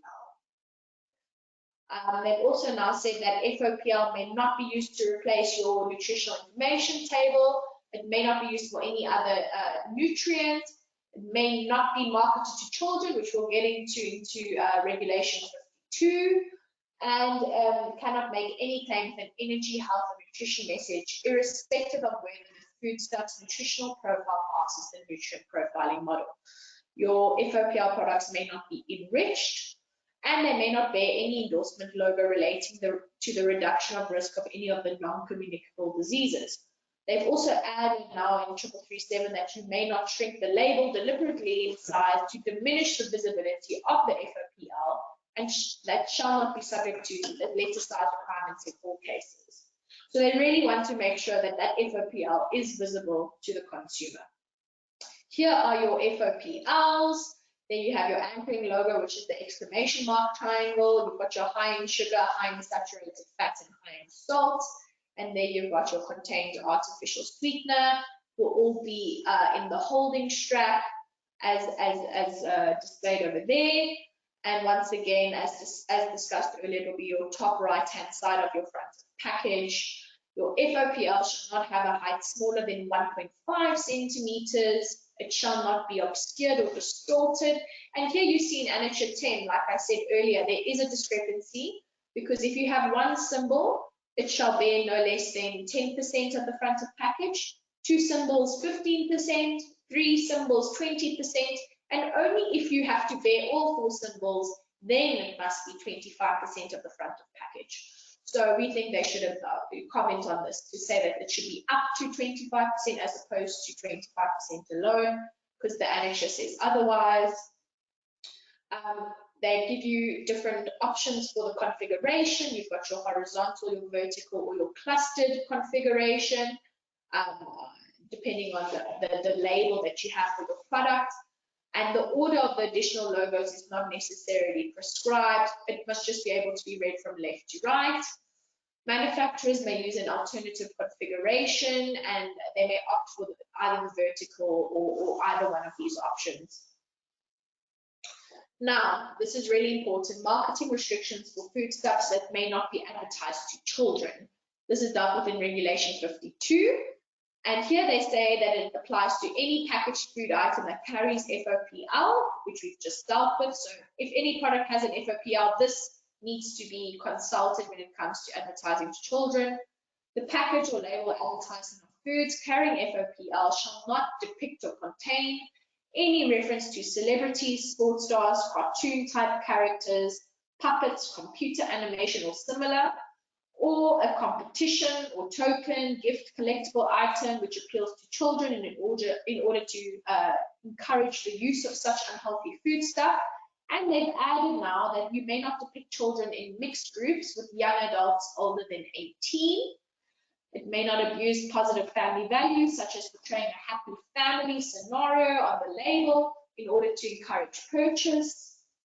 And they've added here that it may not encourage or condone excessive consumption or portion sizing, undermine the promotion of healthy, balanced diets, encourage or promote any inactive lifestyles or eating or drinking habits, omit undesirable aspects of the food's nutritional profile, be represented as a substitute for meals, be misleading about the potential benefits from consumption, create a sense of urgency designed to encourage purchase, and some interesting additions here, depict in any way a brand name of a food requiring FOPL, or a catering establishment that commonly sells food stuff requiring FOPL logos on footwear and other clothing items, as well as on any other items offered for sale or donation. Or donation. Or donation. We'll repeat that one, because we know of brands that are donating their branded clothing and their branded products to schools or to sports teams for children. This will now apply to you if you are selling FOPL products. Advertising health messages and how they must appear. Any advertising depicting FOPL must include the logos of the FOPL. So your advertising also now needs FOPL, it's not just your label. And any food stuff offered for sale, irrespective of whether it is pre-packaged or sold in or on or from a catering establishment as ready-to-eat foodstuffs. Read that again, because this is new for 3337. Must comply with 51.5C and 6 of said regulation in terms of general marketing of these foods. So there is no subsection 6, but there is 5C, and that's just where it says that it may not be marketed to children, and it must comply with this regulation in terms of the advertising to children. So this new addition seems to affect your QSRs, your fast food restaurants, and your delis inside of your retailers. Really, really important to comment on this because it would now mean that FOPLs apply to you. In addition, such advertisements should carry a health warning in capital letters on visual or multimedia advertisements or at the end of an audio advertisement. And this warning must be clearly audible in the case of an audio advertisement and in big bold font clearly and legibly for the visible advertisements. And it shall not be affected by any other matter, printed or otherwise. It should be on a space specifically devoted for it, which must be at least 1/8 of the total size or length of the advertisement, as the case may be. And it must be in black on a white background as follows. There you have your specific warning. Obviously, this would have to be read out in an audio advertisement. All right. Now we are going to go to the use of the South African food-based dietary guidelines, which once again relies on a guideline which we do not have. Very, very disappointing. Claims on packaged water is dealt with in Regulation 54, and here they say that an energy, nutrition, ingredient content, health claim, or any other claim is not permitted for water except for this one claim. Drink lots of clean, safe water. Very, very descriptive, but a couple of the water people seem to be happy about this, so not going to complain.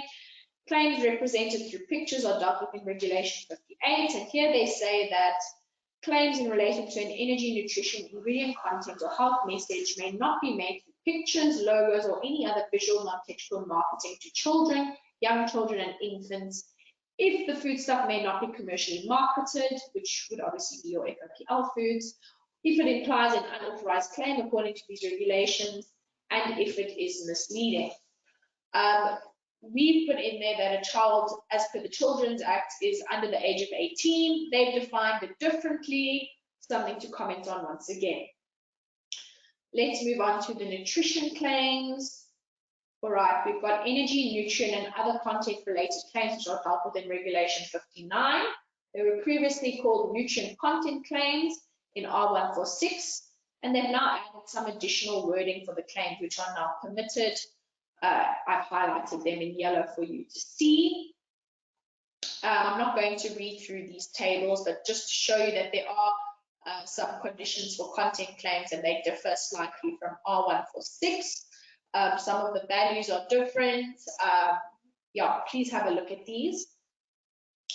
Here it carries on further, and it's really important to note that alcohol has actually been removed from Part A in Table 2 in 3337, and they now have their own Part C as per these tables. Continues, they've actually removed carbohydrate from Part B of Table 2.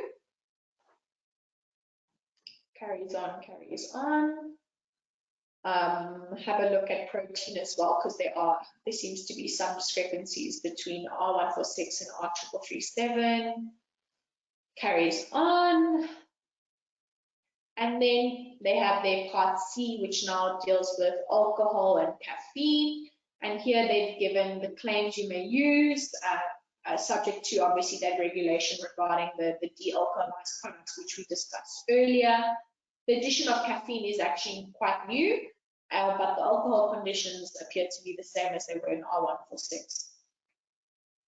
NRVs have changed, very important. Go through your NRVs because perhaps now your NRV values will have to be different. You'll note protein was 56 grams and now it is 50 grams. So maybe you'll be able to make your protein claim after all. But just have a look at these and see which individual ones apply to you. And it just continues on. I'm now going to hand over to Janusz.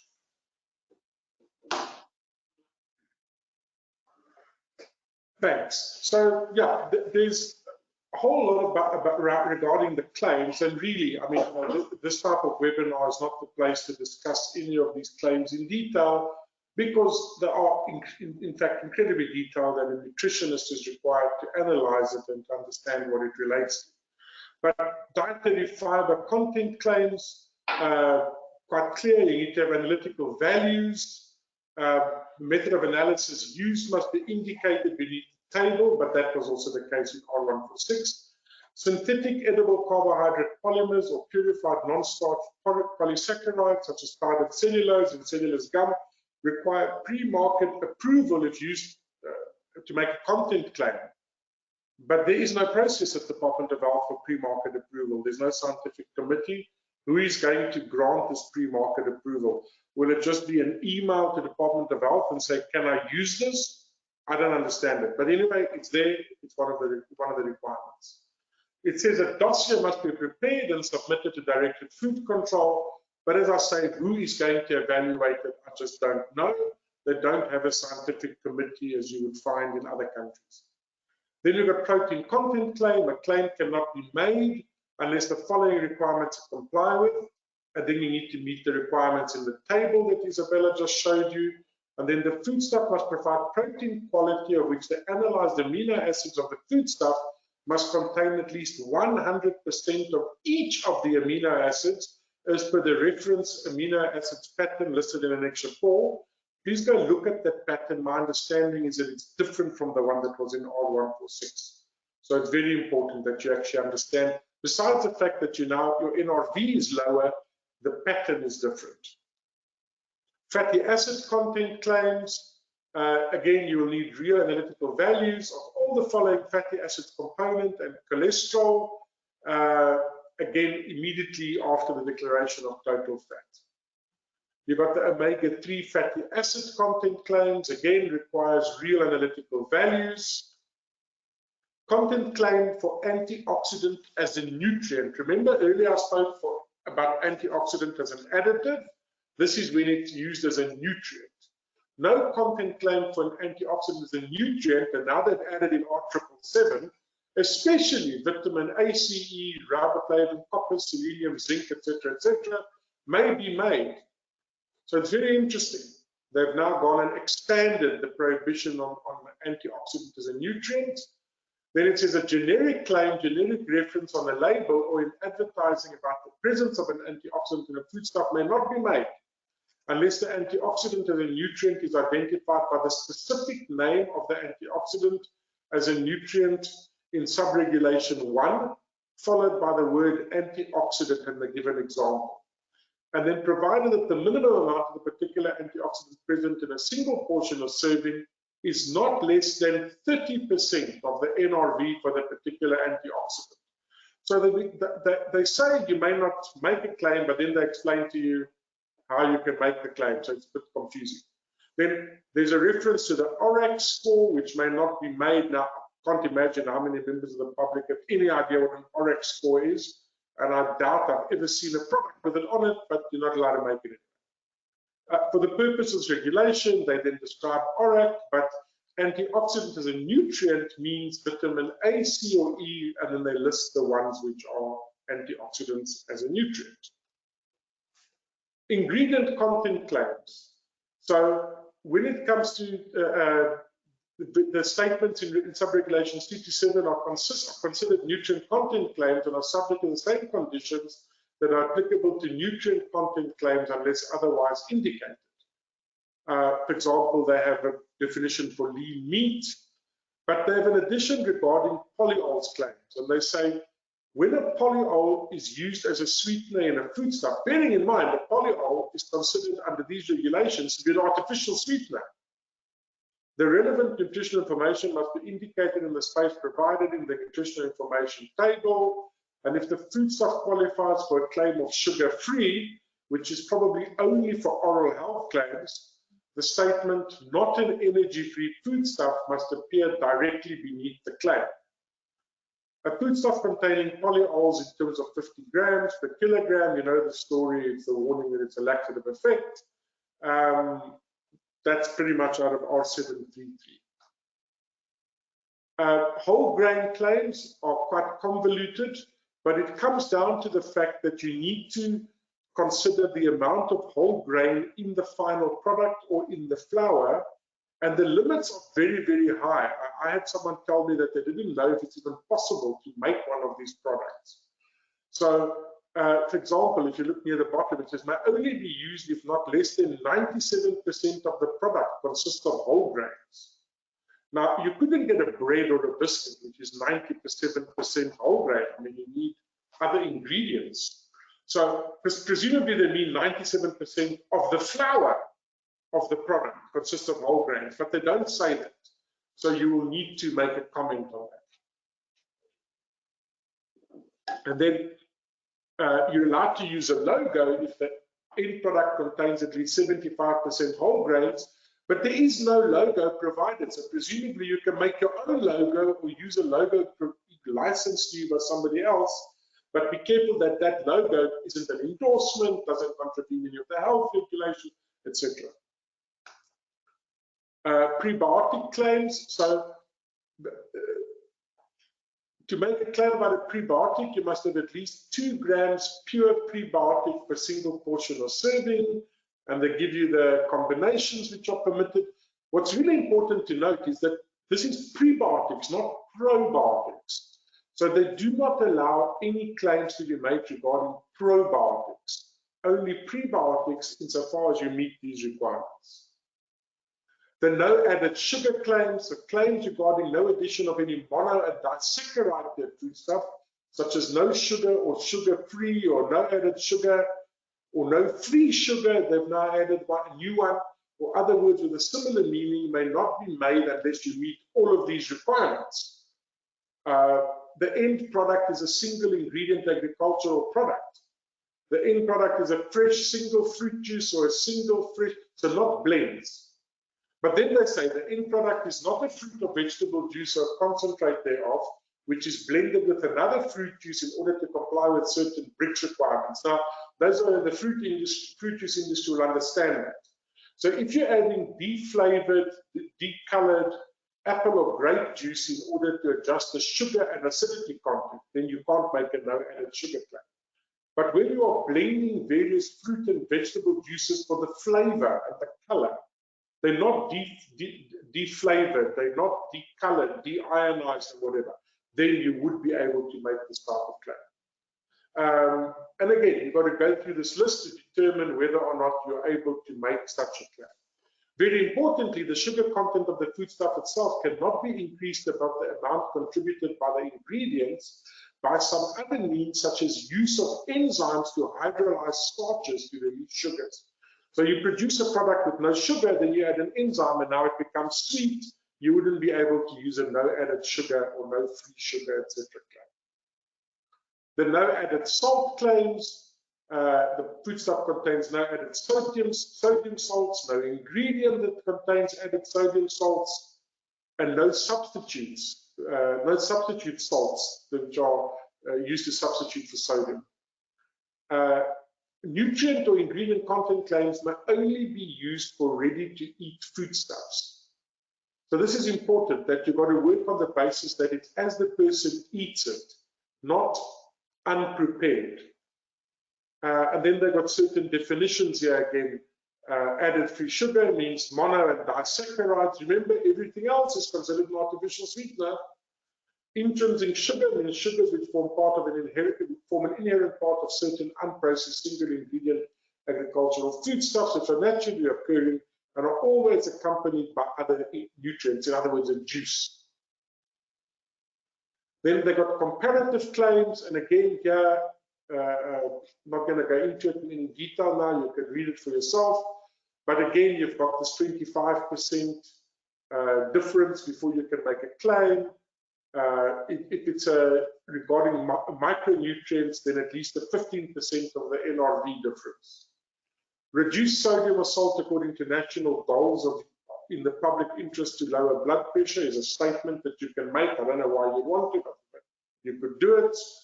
And then there are provisions there regarding if you have a genetically modified product and it affects the nutritional qualities and so on.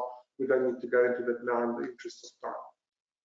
Then if you want to make a GI claim, and I mentioned this right in the beginning, then you're going to have to consider the fact that you need to have testing done by 2 laboratories in terms of ISO 26642. You need to include with that the GL, nutritional information. There's other specific requirements. You've got to have a glycemic carbohydrate of 40% of the total energy value, fat content less than 30%. It's not a simple method to simply take one reading and now say you've got a low GI product. I can't see how many people are going to be doing this, and especially if you look at the wording that you have to use for the low GI claim, it just seems to me impractical. But you never know, there may be someone who wants to use it. So they've got the categories again, as you know from before. It's not the absolute values that are disclosing when it comes to GI, but then when it comes to GL, you have to give an absolute value. So it doesn't really make sense. You're going to say low GI with a GL of. And then this is the claim that the following statement must appear below the nutritional table if you want to make a GI claim. And as you can see, it's a very long statement, and I don't know how many people are going to bother to do these GI claims. Then we've got functional claims. For the purpose of regulation, a functional claim describes the physiological role and function of a nutrient or substance in growth, development, and normal physiological functioning of the body, and may be used for nutrients or components listed in that particular table. And then you've got to only use the approved appropriate wording in column 2 of table 4. Again, no deviation from the words is allowed. You can pick any one of the permitted claims to make the claims.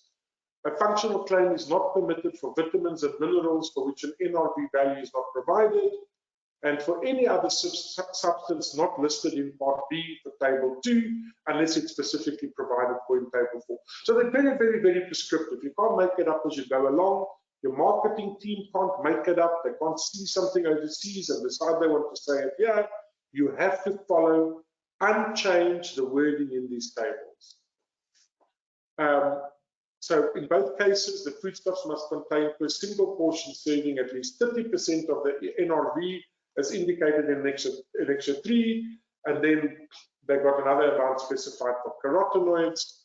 But anyway, it's highly, highly prescribed. If you want to make any of the claims in these regulations, you will need to study the regulations, you will need to study the tables. What are the conditions for making the claims? There it gives you examples. For example, third column, additional condition or restriction for your claim to appear on the label, and then it sets out all the different things. So you think you can make a claim for ALA, but now you've got to meet this additional condition. And as I say, I've introduced this briefly. There was a full discussion of this at the SAFOS conference, which took a whole day. These claims have not changed much between R298 and R3337. Okay, detoxification. A health claim that implies a foodstuff is a tonic or may have detoxification is medicinal claim and is simply prohibited. You cannot make any detoxification claims. There are certain exemptions under the regulations which relate to a street vendor, and that's a person who offers goods or services without having a permanently built structure, but with a temporary static structure or mobile stall, etc. You'll recall, maybe those of you that have been around long enough, that there was a lot of noise under R429 is you are bringing in all these complicated rules, but what about the mama sitting on the corner selling her stuff directly out of a bucket? Well, they've just made it very clear now. Those people will not have to comply with most of this, which is fine, bearing in mind that as a quid pro quo for not having to comply, they are unable to make various claims, so it's balanced. Street vendor foods are exempted from labeling requirements, which only makes sense. A table with nutritional information or facts is mandatory except for foods which are produced for sale by a small producer or a street vendor. And then, as I said, they may not carry any claims. Now, when you go to these Saturday morning markets, I think there we're going to see a lot of problems with this. Because you see people standing at a table and they've got some homemade cookie or rusk or something, and they say the most amazing things about it. It includes hemp, and it's got some other herb, and then they make all sorts of statements about how good it is for you. And they're going to have a problem because they will not be compliant. Let's talk about commencement, and then we can get on to questions. So from a commencement point of view, these regulations come into effect 24 months after the publication. So you think, oh, that's great, I'm going to have 2 years. But you don't, because Regulation 9.2 and 9.3, which is the one that prohibits the use of trademarks which relate to nutrients or to health claims, come into effect on date of publication. Now, bear in mind that we only usually become aware of the fact that the regulations are published a couple of days after publication. But the regulations come into force on the date of publication. So the second one is Regulations 49 to 73, which is the front of pack, the advertising to children and all of that. But advertising to children actually is a separate one. But the front of pack, all the claims which are made, etc., come into force 12 months after date of publication. But now the problem comes in, what about all the laboratory testing that will need to be done, all the packaging redesign? Is 12 months feasible? Then Regulation 8, which is the durability dating, best before all of those dating, date of manufacture, and 51 and 52, which is the front of pack labeling and the marketing restrictions, enters into force 6 months after date of publication of these regulations. Again, are these timelines realistic? Somebody tells you have to comply immediately. How will you do that? You suddenly find out tomorrow that this is now in force. How long does it take you to redesign your packaging, reformulate the product, use up existing packaging, date marketing? Will product already packed but still in your warehouse? Will that suddenly have to comply? Product that's already on the market? How will that be? And then 12 months, many SKUs, there's not enough resources, lab capacity for this. So I think if they try to stick to these commencement periods, it should be subject to a legal challenge. And I suspect there will be a legal challenge because companies can't destroy millions and millions of rands of packaging and of product simply to comply with an arbitrary 6 months or 12-month period in a regulation. And that's it. Time for questions. Wonderful. Thank you, Janusz, and thank you, Isabella. Ladies and gents, I think it's clear that there is a whole lot of questions which have been raised, even after this comprehensive presentation. But I think one thing we have to bear in mind is that this is a draft comment, and what it needs is your input. So I think it's really important to notice that going through all of this, all of the questions you have, you need to do this with an end to actually submitting your comments by the comment date. And please note that they say substantiated comments. So what you want, you can't just put in a comment and say, I don't like this, I think it's unreasonable. You'll need to actually substantiate that. Why, as Janusz just said in that last slide, why 12 months is actually not a reasonable time period, because I have product on the shelf that has a 2-year life, shelf life. So I think it's really important that you use this information from today to start compiling the comments that you want to submit. It's really important that we use this opportunity. And I think in many cases, as Janusz mentioned, with regards to specific stuff, with nutritional claims, for example, you're going to need to look for other opportunities in the industry where there's workshops, where there's places made available for you to actually dig deeper into all of these things, specifically because each of you are in a different sector. You have fruit juices, you have meat products, you have, all different products. So you need to dig into those in terms of those specifics. And 3 months is not very long to do that. I think also if I'm looking at the sort of vegan and vegetarian, the meat analog folks, obviously not a lot of input on their section, and I think comments also need to be submitted on that. So right, what we're going to do now is just go through the Q&A and see what we can answer in the time that we have left, which I think is about 15 minutes.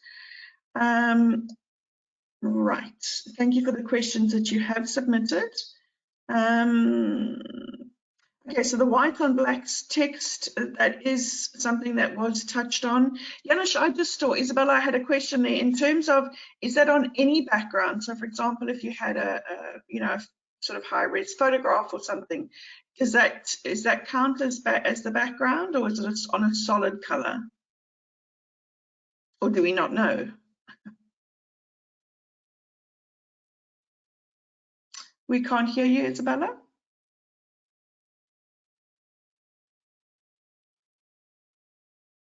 Okay, let's just give Isabella a moment to just get her mic working. And I'm just going to go through and look at some of the other questions. Okay, we have a lot of questions coming in. Isabella, we still can't hear you on your side. Thank you, folks, for being patient. Technology doesn't always play the game nicely, as we can see. Very interesting. There we go. Can you hear us now? Yes, we can. Thank you. Okay. I don't know what happened. The camera suddenly decided to pack up. Sorry, are you saying are you talking about the section which says white only must be on a black background? Is that the part you're referring to? Yeah. No. If you had a high resolution photo, you'd have to create a black block with the white writing on it. And for the warnings, you'd have to create a white block with black writing on it, as it's prescribed now. Okay, so definitely, yeah. So they're going to hold us to the letter of the law. Okay, so question. Please see R642 of 20 July 2007. Protein digestibility was included. Now it is gone. This should be included if we want to place a volume on protein content. No, sure. I mean, that's why these regulations are open for comment. You're free to go back and suggest that they re-included. Bearing in mind, between R642 of 2007, there's been R146, R429, and now 4 versions of R2986 further. So that was obviously decided to be dropped before it got to R146 and R429. But by all means, make a proper substantiated recommendation why it should be included. So Francois, I think in response to that, definitely something that you need to include on your comments for submission. We have another one from Reshma. Is whole grain the same as whole wheat in a whole wheat bread? Well, it could be, but not necessarily. So in order to comply with the whole grain claim, you would have to, it would be whole grain wheat, but you'd need to comply with the requirements in the actual regulation. So you wouldn't be able to say whole wheat if you didn't comply with whole grain. Okay, thank you.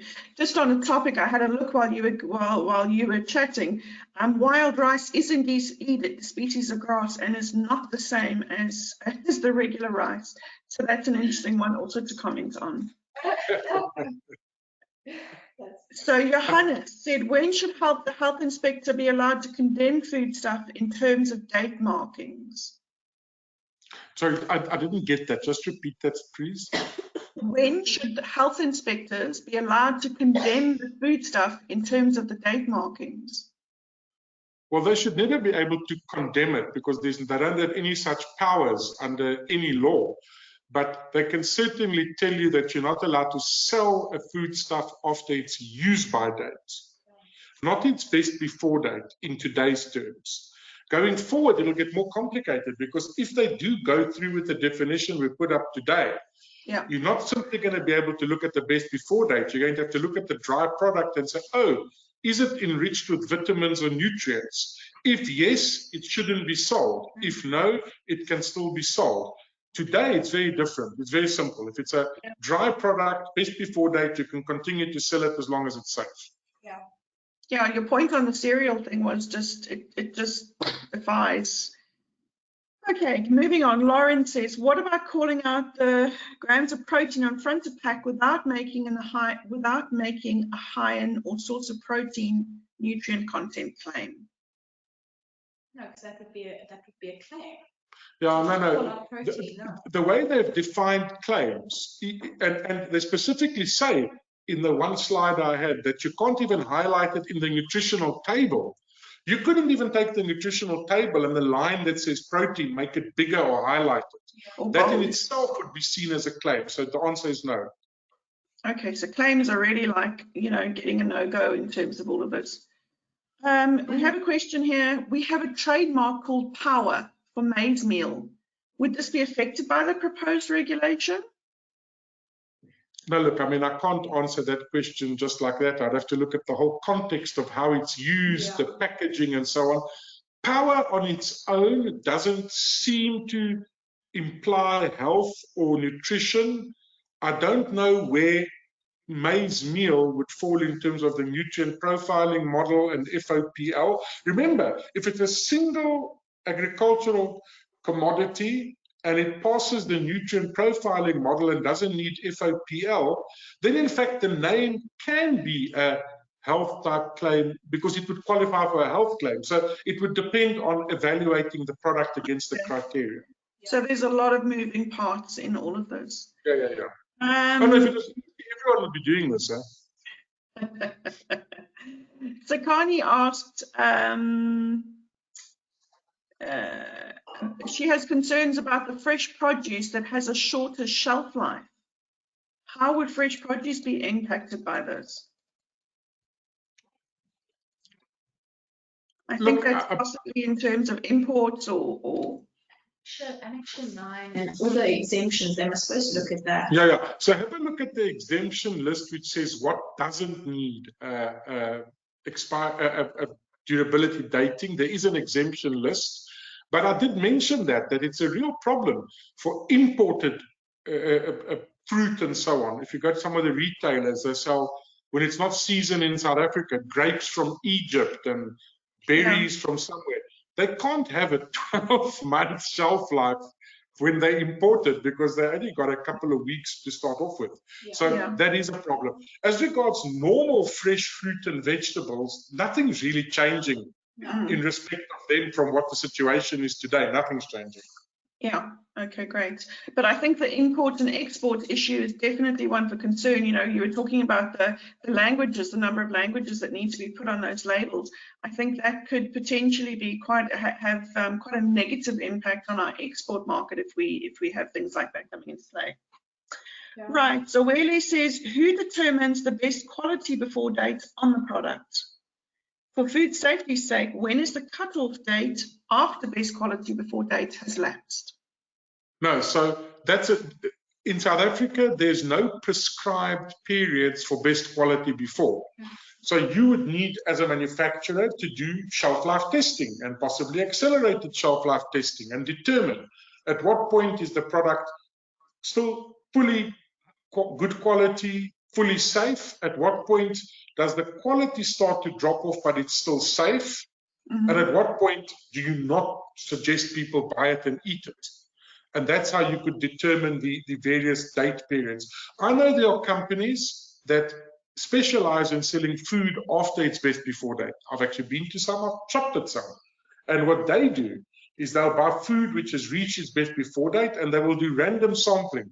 Send it to labs, do microbiological testing, do some rudimentary food testing, and then say, okay, this food is still safe, but it's after its best before date, and then they sell it at a discounted price. So that is how it works in practice. Okay, so Wele, I hope that answers your question. Michaela asks about the regulation saying anything about cannabis in food. I do think you touched on that cannabis is still no longer but hemp. No, so cannabis is a no-no. Cannabis is a no-no. Cannabis has its own regulations under the Medicines Act. And in fact, they've just been arresting people again for selling cannabis. So no, cannabis is a criminal offense.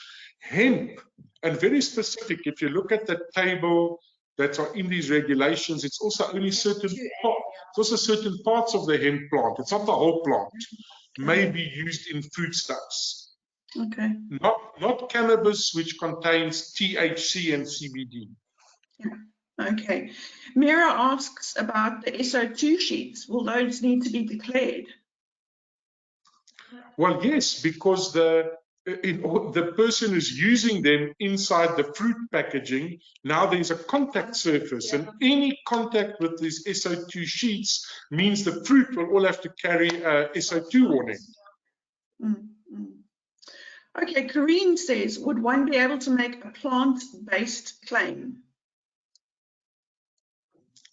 Well, that would be, you've got to be careful, because that could fall under the Department of Agriculture, the Agricultural Product Standards Act, and whether they allow it. In terms of the Foodstuffs Act and these regulations, you could, but only if it was done in such a way that it's not misleading, because they do specifically provide for not misleading the public as to what the actual product is. Now, I have a concern specifically about products that carry names which are actually associated with a different type of category of product, but are then marketed as a plant-based product. That to me is problematic. But it's not specifically prohibited. It's generically, you can't have names and labels which are going to confuse the public as to what the content of the packaging is.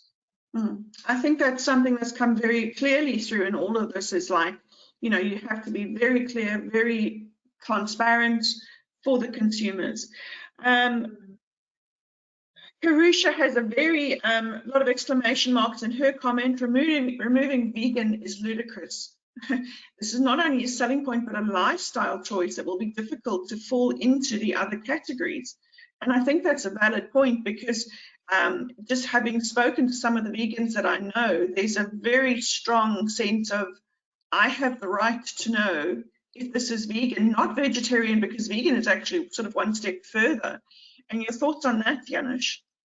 No, that's why when I presented that slide, I said, to me it makes no sense. They've removed the vegan, but reading that, possibly you can say vegan, vegetarian. The word vegetarian has to appear there, but you're allowed to use a prefix. I don't think the prefixes are a limited group of prefixes. Yeah. I think one could say vegan, vegetarian, but you couldn't just say vegan. Okay. Karusha, I hope that helps, but definitely something you may want to comment on in your submissions to the department. Reshma asks, R46, does this apply to retail produced items that are sold with a scale label, or can the info be on file? No, sorry, R146 or this regulation? This says R46 here. I'm assuming 146. Does this apply to retail produced items that are sold with a scale label, or can the info be on file? So you've got to be careful, because product which is sold for consumption within, I think it's 24 hours, there are certain exclusions, for example, for a sandwich made in store which you're going to eat immediately, as opposed to a product which is made and packed and put on a shelf. Yeah. The one that's made and packed and put on a shelf, doesn't matter if it's made in retail or not, it needs a proper scale label with all the information on it. The one that's made and put into a paper bag with a price and you go and pay and you go eat it outside, that one doesn't. So it will depend on what it is. Yeah, I think it's important to go to 74 and just see the exemption list and make sure. But in R146, it's the previous exemption list, whatever it is. Yeah. But there are exemptions in R146 for food, for consumption. They've got a provision there that if it's food made to be eaten immediately after being produced, then it doesn't have to have all the labeling, except for allergens, I think. Interesting. Here's a practical question from Natalie. In your opinion, would a can of baked beans, which ends up being cylindrical but is designed flat, as a rectangle, do you choose the front panel? How do you choose the front panel regarding with the labeling, how the label looks on the finished item or how the label is designed? So where is the front on a can? Where the name is displayed. Yeah, where the front of the label is where your main display of the brand and the product name and description.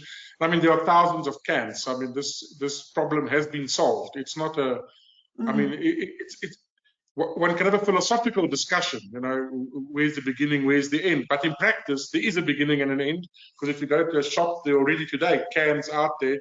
They have a back panel with the address and whatever, and they have a front panel with the name of the product and the descriptor.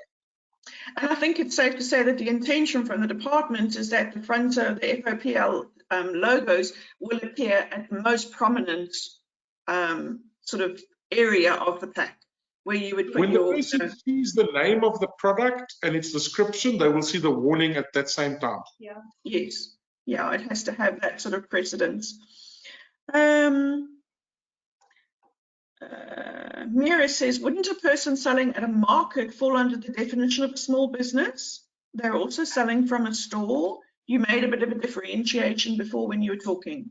No, they do. What I'm saying is if you go to a market today, there are people that are selling products where they're making health claims. Yes. And they're making all sorts of claims. They're not going to be allowed to make them unless they're first going to have their products analyzed. That was my point.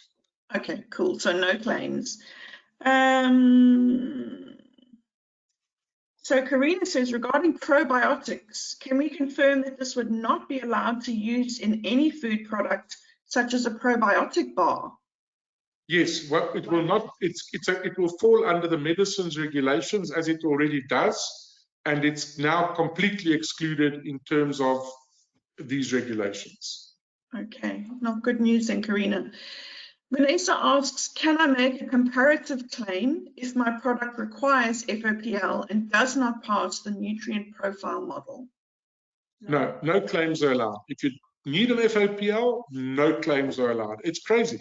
Not only that, you can't add any nutrients to a product which doesn't pass FOPL, which is also very strange. So if you've got a breakfast cereal which doesn't pass the nutrient profiling test for FOPL, then that breakfast cereal now can't contain any added vitamins. Yep. Wow. Okay, so you've actually got exclusions happening there. Karina asks, have fiber claims remained the same where you're only able to make claims within soluble fibers? I'm not quite sure if I understand that. Perhaps you do? No, to be honest, I don't. We'd have to go into that. I don't know. That's a technical question. I'm going to move on because we do. Answer that. I'm going to move on because we do have more questions. Are single-use ingredients such as sugar and butter exempt from FOPL? The regulation is not specific, says Priya. Oh, sorry, repeat the question. So I don't understand the question. Just say it again. Single-use ingredients such as sugar and butter exempt from the FOPL. Yes, so FOPL is it relies on the fact that it's added sugar, added saturated fat, and added sodium. It mustn't be the product itself. Okay, so a bag of sugar then would not need those FOPL logos. No. A bag of sugar wouldn't, a block of butter wouldn't, because you're not adding anything. It's when you're adding the fat or adding the sugar. Interestingly enough, depending on how much sodium you add, salted butter might need a warning about having added salt. Yes. But we would need to check what the limits are and how much salt is being added. Okay, that's interesting. We have a question here. We have many imported food products in South Africa. Surely we need not put up barriers to trade. Several of these regulations are not in line with what is done in other countries. What about Chinese shops that sell food products from Asia? Will they not be allowed to be imported anymore? Sure, if the regulations are to be enforced, those guys will have to stop. They will have to place labels on every single one of the products they sell. There are no exclusions. They don't even exclude products for Passover or for Christmas. You know, in R49, they had exclusions for short periods, for religious reasons. They've even dropped that. Okay. So no. The fact that you've got an imported product, you either got to relabel or stop importing it. And product will disappear. You know, Kraft mayonnaise disappeared in South Africa because they said they're not prepared to make a label for us under R146. We're going to see a lot more products disappearing. Now, to be truthful, that may be the intention of government. You know, how do you create jobs? You stop imports. Yeah. But it's a very short-sighted view of things. But that's what I think is the idea here. Okay, so barriers to trade definitely in place. Are there any new limitations around the words indigenous and ancient in terms of grain, says Abida? So in the section that deals with the I think it's regulation 47, With the misleading descriptions, there's still that provision that must comply with the guidelines. you must comply with the guidelines. We don't know what those guidelines are because they haven't been published. And if it's a product under the Agricultural Product Standards Act, then you'd have to apply with the terminology provided for in those regulations. or you could file a protocol depending on what it is, and only if the protocol is registered with the department will you then be able to use those names. But until the guidelines are published, we don't know what the guidelines say, so it's difficult to answer.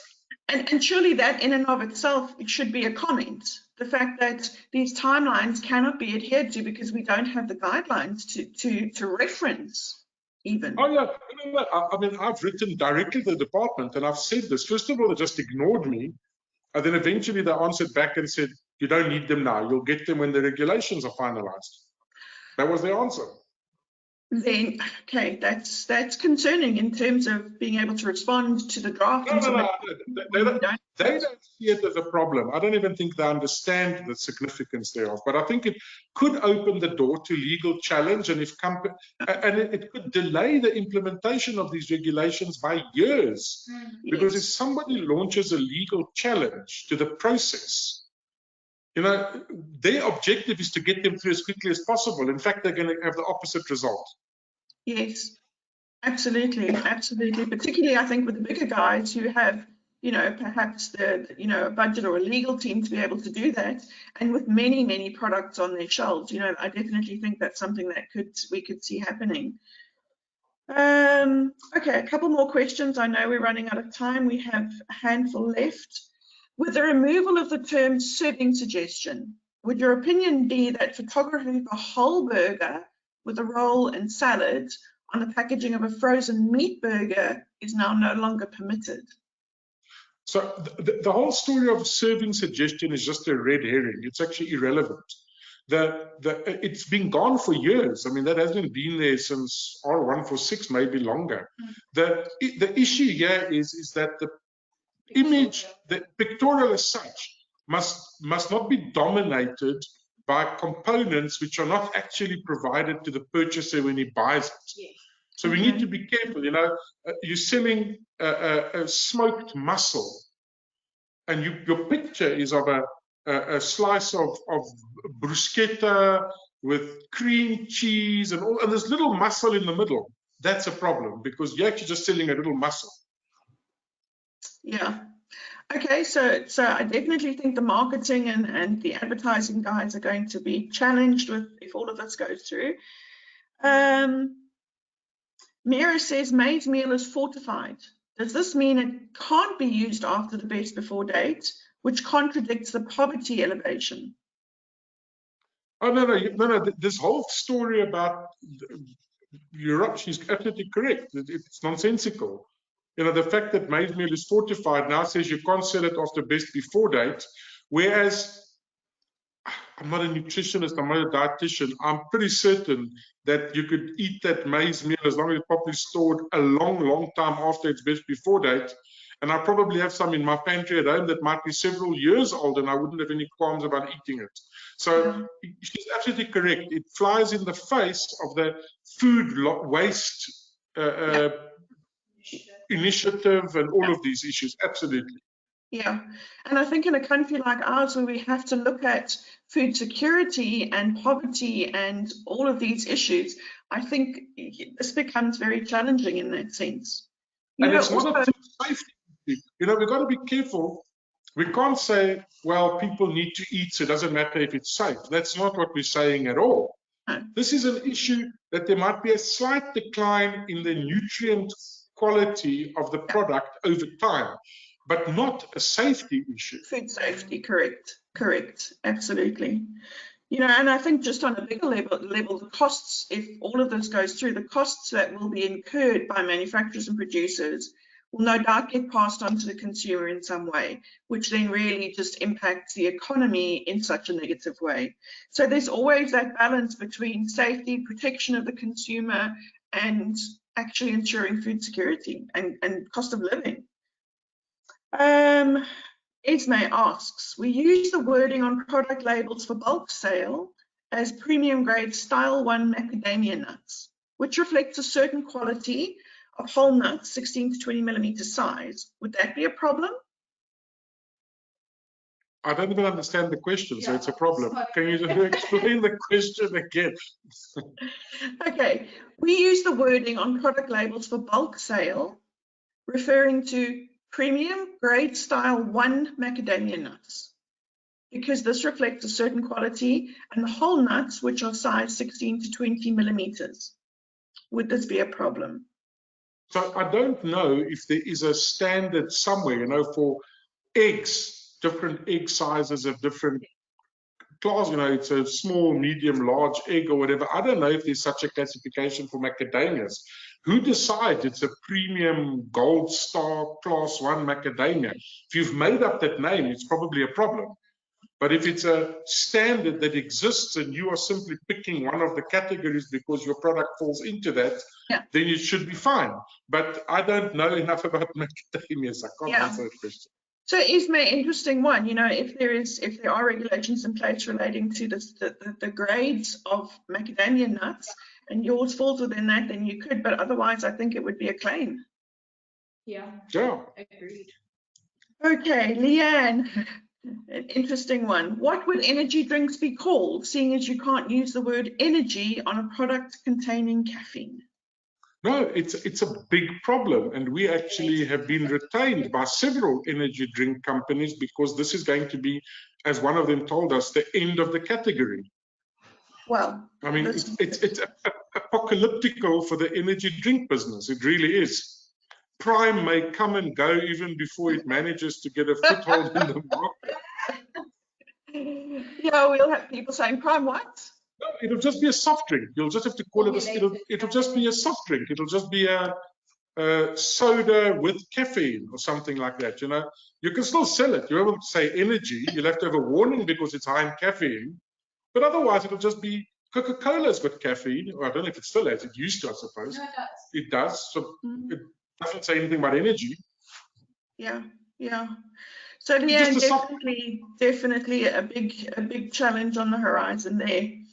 Catherine says, if you qualify for a nutrient content claim and product does not need an FOPL and it's sold as frozen, do we need to analyze the product as a cooked product and then see if we still qualify for the claim? Yes. And in fact, so this, as prepared, is a double-edged sword. For some companies, it's a big boon because the product as sold would not qualify, but as cooked it does qualify. But it can also be the other way around. It depends on what product you're selling. Okay. And then on the frozen product, do they then need to indicate the nutritionals as frozen and cooked? Both? You need another column. You need a further column, and it says, and it's as cooked in accordance with your recommendations on the packaging. So companies must be very careful. They put all sorts of clever marketing spins showing a banquet feast. All of a sudden, you've got to prepare the product as it's shown in that picture, and that will have to be the information in the last column. So you rather want to prepare things very sparsely, just show them all being made on a braai. Yeah. No oil. Nothing is added. Everything is braai. Doesn't matter what it is, it's on a braai. Air fried, yeah. Air fried. Okay. Everything is air fried. Air fried.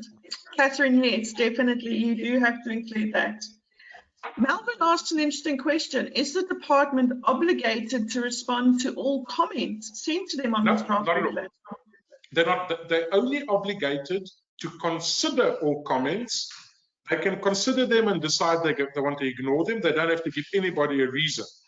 If challenged in court, they would have to justify the decisions they made.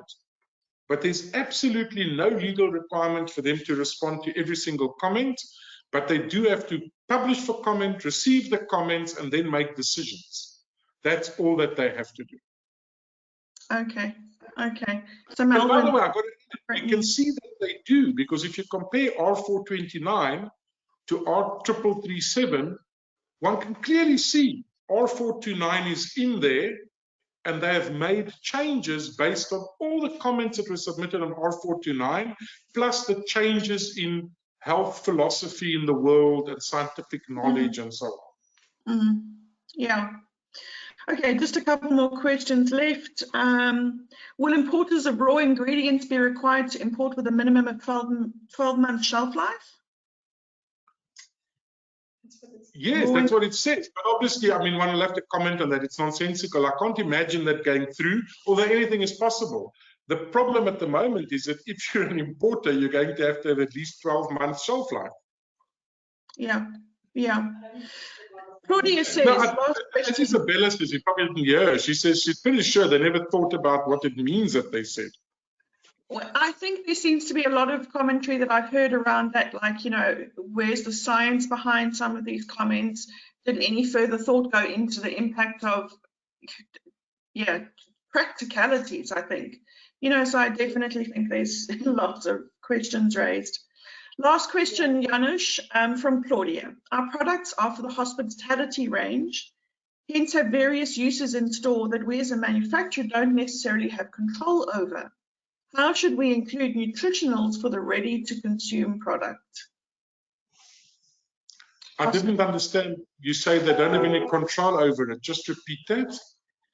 Our products are for the hospitality range, and they have various uses in store that we as a manufacturer don't necessarily have control over. Various uses in store. How should we include nutritionals? I suppose it's preparation, perhaps? No. So I mean, I understand if they're selling a hamburger patty, somebody could make a platter out of it, somebody could make a burger, somebody could make a double cheeseburger. They will have to provide the information on their product as they supply it. If I was them, I wouldn't make suggestions on how to use it, because the issue is not about what somebody might do with it. It's what you say they should do with it that will end up in your nutritional table. Yes. Okay. So just don't make the claims. Okay, just one interesting one that's come in. I could say that was the last one, but this is quite an interesting one. Many naturally fermented food products indicate health claims on the label, such as kombucha, naturally fermented sourdough bread sold at market and health stores. Sorry, I'm just scrolling down a little bit. Okay, that's the end of the question. Okay. First of all, some fermented products are actually alcoholic, like sorghum beer or whatever. So they will fall under Liquor Products Act and not you know, you can't make health claims on them. The other fermented type of products, if you think of amasi, I mean, that's a dairy product and so on. The normal rules will apply if you don't have to have an FOPL. If you meet the nutrient profiling model, you'll be able to make a permitted claim. You'll have to go look at all the claims that are there that are permitted and pick one of the permitted claims to make.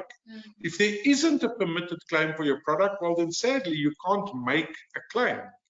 You might be able to, in some other way, state what the product is in the descriptor of the product or something, but you'll have to walk very lightly so that you don't turn your descriptor into a claim. Yeah. Okay, folks, thank you so much for everybody who stayed on. I see we have run over time. One last question, Janusz, which has come up from a number of in questions today, but also that Adele and I have been chatting about. What's the best way to make comments? Obviously, there's all of these webinars and all of the workshops that we go on raise a lot of questions, which then people want to, you know, have comment on. What is the best way to submit those in a way that's going to have the most impact? So in the regulations on the first page, by the way, they changed where you must submit the comments between R2986 and R3337. But either way, I think you have the regulations on your website, so people can download the regulations. And then you should do it in a table. You pick the part of the regulation that you want to comment on, you copy it over into the first column. Then you provide in your second column what your comment is, and in the third column, the substantiation. And if necessary, you'll say, see Annexure A, and you will attach your scientific document or whatever it is you want to refer to as an annexure. But that is actually the only way to do it, because they can't wade through pages of just correspondence, people writing long, weepy letters to them and so on. It's got to be in a tabular format. You can see this definition is wrong. This is what it should be. This is the reason. Here's the substantiation. Bang. That's very practical and useful. Thank you, Janusz. And Isabella, thank you guys for your time today. It's, as always, been so valuable and so insightful. You know, even if it's just to realize that we don't have the answers and that we need to have our say on all of this. Thank you. And to everybody on the call today, we really appreciate you being with us. Please submit your comments to the department. We really do need to have our say on this. Otherwise we can't complain with what we're left with, you know, if we don't make a comment. So we do need to do those. Watch our website and our social media as and when there are any new developments or anything else that we have to share, we will definitely do so. And we really appreciate your time today. Thank you so much, Bridget. Take care. Thanks a million. You too. Bye. Bye.